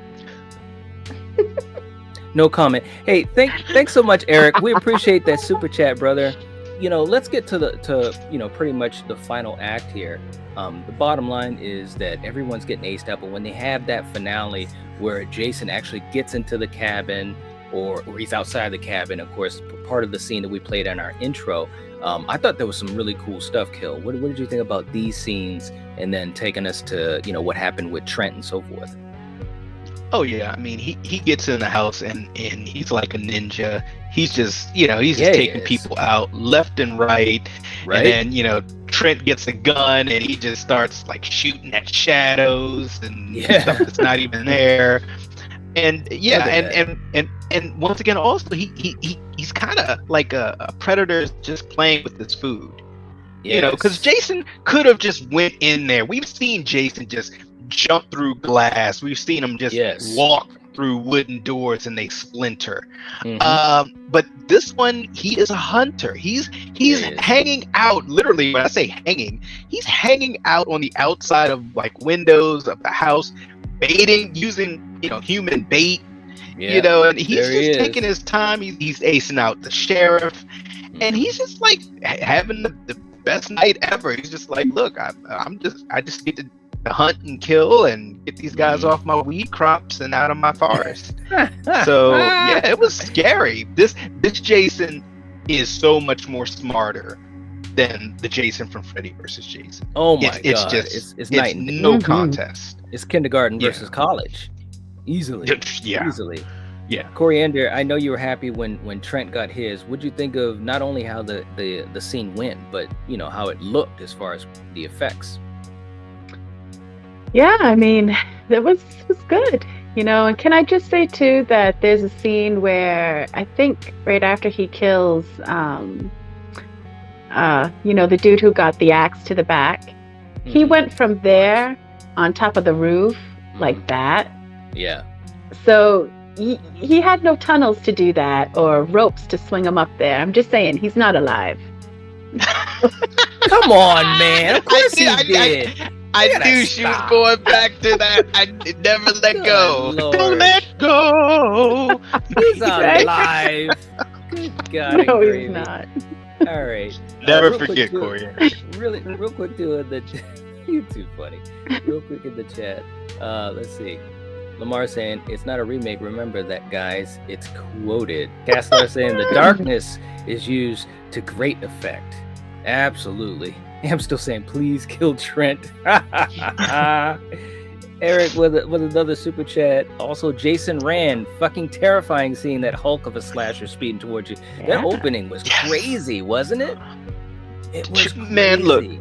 Not only did he run at the female protagonist, he flipped the machete around, getting it Yes. prepared to just get at it, all in the same sprint. Like, That wow. is right. What's up? I like Scaries in the chat. Saying the real question is Tyler Mayne Myers or Derek Mears Jason? Good question. Ooh, they're both tall. Yeah. I'm going Derek. with Derek. Mhm. I'm going with Derek. And Derek's. I might have to go with Tyler in the Don't first lie. Halloween Rob Don't Zombie. lie. Don't I lie. think I gotta go with Tyler. Don't lie. And let me just Wow. also say real quick too, as we start to finish up here, Derek Mears is a cool ass guy because we got to meet him. Holla. Hey. And not only did we get to meet him, but we got a chance to talk to him for like how long, Coriander? Like friggin' 15 minutes or so? It was quite a while. At least Yeah. 15 minutes or so. Like, and he was just chilling. Like it was a cool convention. You know, we sat down with Kane while he's signing autographs. That was a beautiful day, Yep. man. I'll never forget it. Ragging on one dude. It was so Yes. funny seeing him, like picking on Yeah. him. It was like, oh my God, this is awesome. So shout out to Derek Mears, and you know, I can't wait for the opportunity to meet him again. He was really cool, a very humble guy, and you know, he was cool. He was cool. I really enjoyed talking to him. Jason saying after when we think Jason drowns, he hides out because he did not want his mom to get in trouble. Being a single mom, she loves Jason, but he did cause problems at the camp. That's one way of think. I like that way of thinking about But it. he's not gonna like stay away from his mother forever. But the way this bond was supposed to be, I no, know. come I on. know. Ghostface saying, like the downfall that I had with Freddy vs. Jason is the fact that Kane Hodder couldn't be in it because I like Kane. He's my favorite Jason. The intensity that he Me brings to too. the role of Jason is great. Yeah, we Yep. agree, man.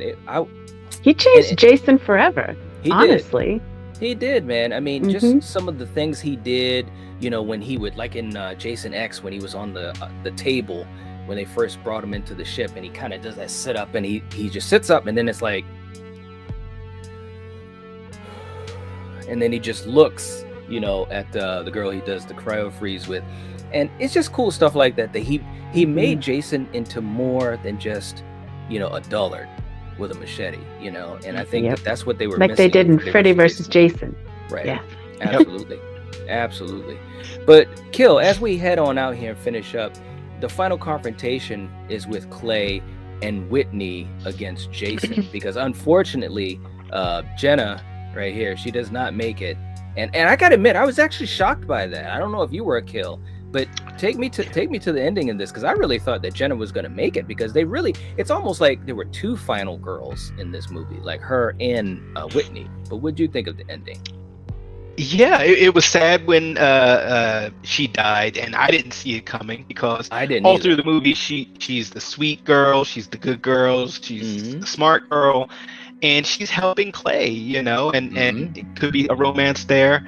But with Clay's sister, not only is she a final girl, she's like a double final girl. She is. Like, Good point. you know, and Good the point. one thing I will say is this is a tough young lady.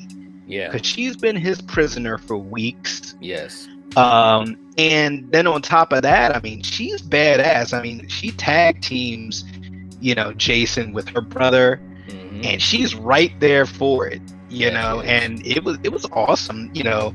They end up in an area with a lot of mechanical things going on, and you know, hey, we're gonna use some of this. Something's gonna happen, and Jared did what he had to do to protect his sister. And you know, I agree. Someone earlier in the chat said, you know, this one, the brother sister love, you know, it kind of reminded me a little bit of little Tommy Jarvis and how his sister was protecting him. Like, I'm gonna protect my brother, you know. So that adds another different kind of spin on this one that I thought was just great. Yeah, So, they were pulling from a couple different things, and I thought that was really, really cool. Coriander, after, and it was cool because Whitney was the one that delivered the killing blow to alive Jason, and so then they took care of he him. wasn't alive. What about the stinger? What about the stinger at the end? Because that definitely was an homage to the original. What did you think of how they did that? That was cool to me. When I saw it in the theater, people were clapping at that point. I remember that. Yeah, you know, it had to happen. He's just not going to float away and that's it, you know, so yeah. Absolutely. And also, and Kill, shout out to The Mask. You know, just like we talk about Michael Myers in these new movies, this movie corrected The Mask. The Mask hadn't looked good in a while, you know, in the franchise, and they made it look good. You know, it's almost like in between, you know, Richard Brooker and Ted White, 3 and 4. You know, Richard had that, you know what I'm gonna say, that crisp, clean mask, and then Ted White, his mask started to get messed up. And this is kind of like in between all of that. But real quick too, a couple of quick fun facts we finish up here. And Coriander, I know you had a few, one of which was really interesting about Derek Mears. Yeah, so since Derek Mears is a really, really nice guy in reality, the filmmakers were reluctant to cast him as Jason. Oh, that's funny. He is really nice though. Right? Including the 2009 remake, Jason was he has killed around 200 throughout this series. All right. And a wheelchair can be seen in Jason's tunnels, which belong to Mark, who is in part 2. Part 2. Yes, I saw that. That's what I was thinking. That is so cool. That's a cool Easter egg. Yep. And this film is the first Friday film to use CGI weapons, the machete being one of them. All right. Very cool. Some nice little fun facts, man. But this movie was fun, man. I you know, like I said, I had fun with it. It wasn't perfect, but you know, what is? Ghostface with the $20 check. I got a question. Do you guys think that Kane Hodder could return? And what do you guys think about the next Friday the 13th movie can be Jason versus Tommy Jarvis? How would you guys feel about that? Kane could return. Yeah, I think he's got one more in him. Look, I should have had a picture. I have a picture with Kane Hodder as well. And look, he's still a pretty imposing dude. You know, he's friendly as hell. Yeah. He's a down-to-earth guy. But if you have seen 13 Fanboy, Kane Hodder still is physically able to play Jason. He really is. So I think he could return. And it would be great to bring Tommy Jarvis back. As a matter of fact, Ghostface, I don't know if you've seen it, but we did an episode. It's in my Friday the 13th playlist where we talked about what we want in a Friday the 13th sequel. And we actually talked about the idea of how you can bring Tommy Jarvis back. So please check out that video.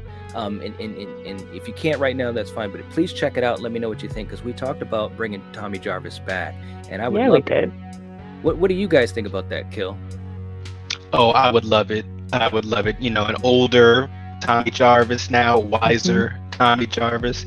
And Kane definitely could, you know, Kane is the man. He is, you know, just like Knight was saying in 13th Fanboy, he is a beast. Like, he could definitely still do it. Yeah. All right. How about you, Coriander? I know your answer, but just to answer. Yeah, I mean, Kane, he's my favorite. So I really do want to see him do one more, since he got gypped out of Freddy versus Jason. That's fucking bullshit. Yeah, he did. And Tommy Jarvis, I'd like to see Tommy come back as a fucking sheriff and have power and manpower and absolutely. I think it'd be cool. That would be cool. But anyways, guys, that's pretty much all we've got for Friday the 13th, the remake, the reboot. It had some good things about it. It had some things that are pretty divisive to the fan base, but it is what it is. But one thing I think most people agree is that Derek, he did a pretty good job portraying Jason. And I personally had no issues with him whatsoever. And like I said, he is a cool dude in real life. He is a really cool dude. So anyways, but for you guys in the chat, thanks so much for hanging out with us. We really appreciate it. This has been fun. Please give the video a like. It'll help support the channel. And also in the comment section, let us know what you think about the movie. What do you think about Derek's portrayal? What do you think about all the things we talked about, the underground layer, the realism and all that? And, you know, we can have a conversation with that as well. So anyways, guys, we will catch you guys later. If you're watching this, if you're listening to this, you are the Night Watch. Peace out. Peace.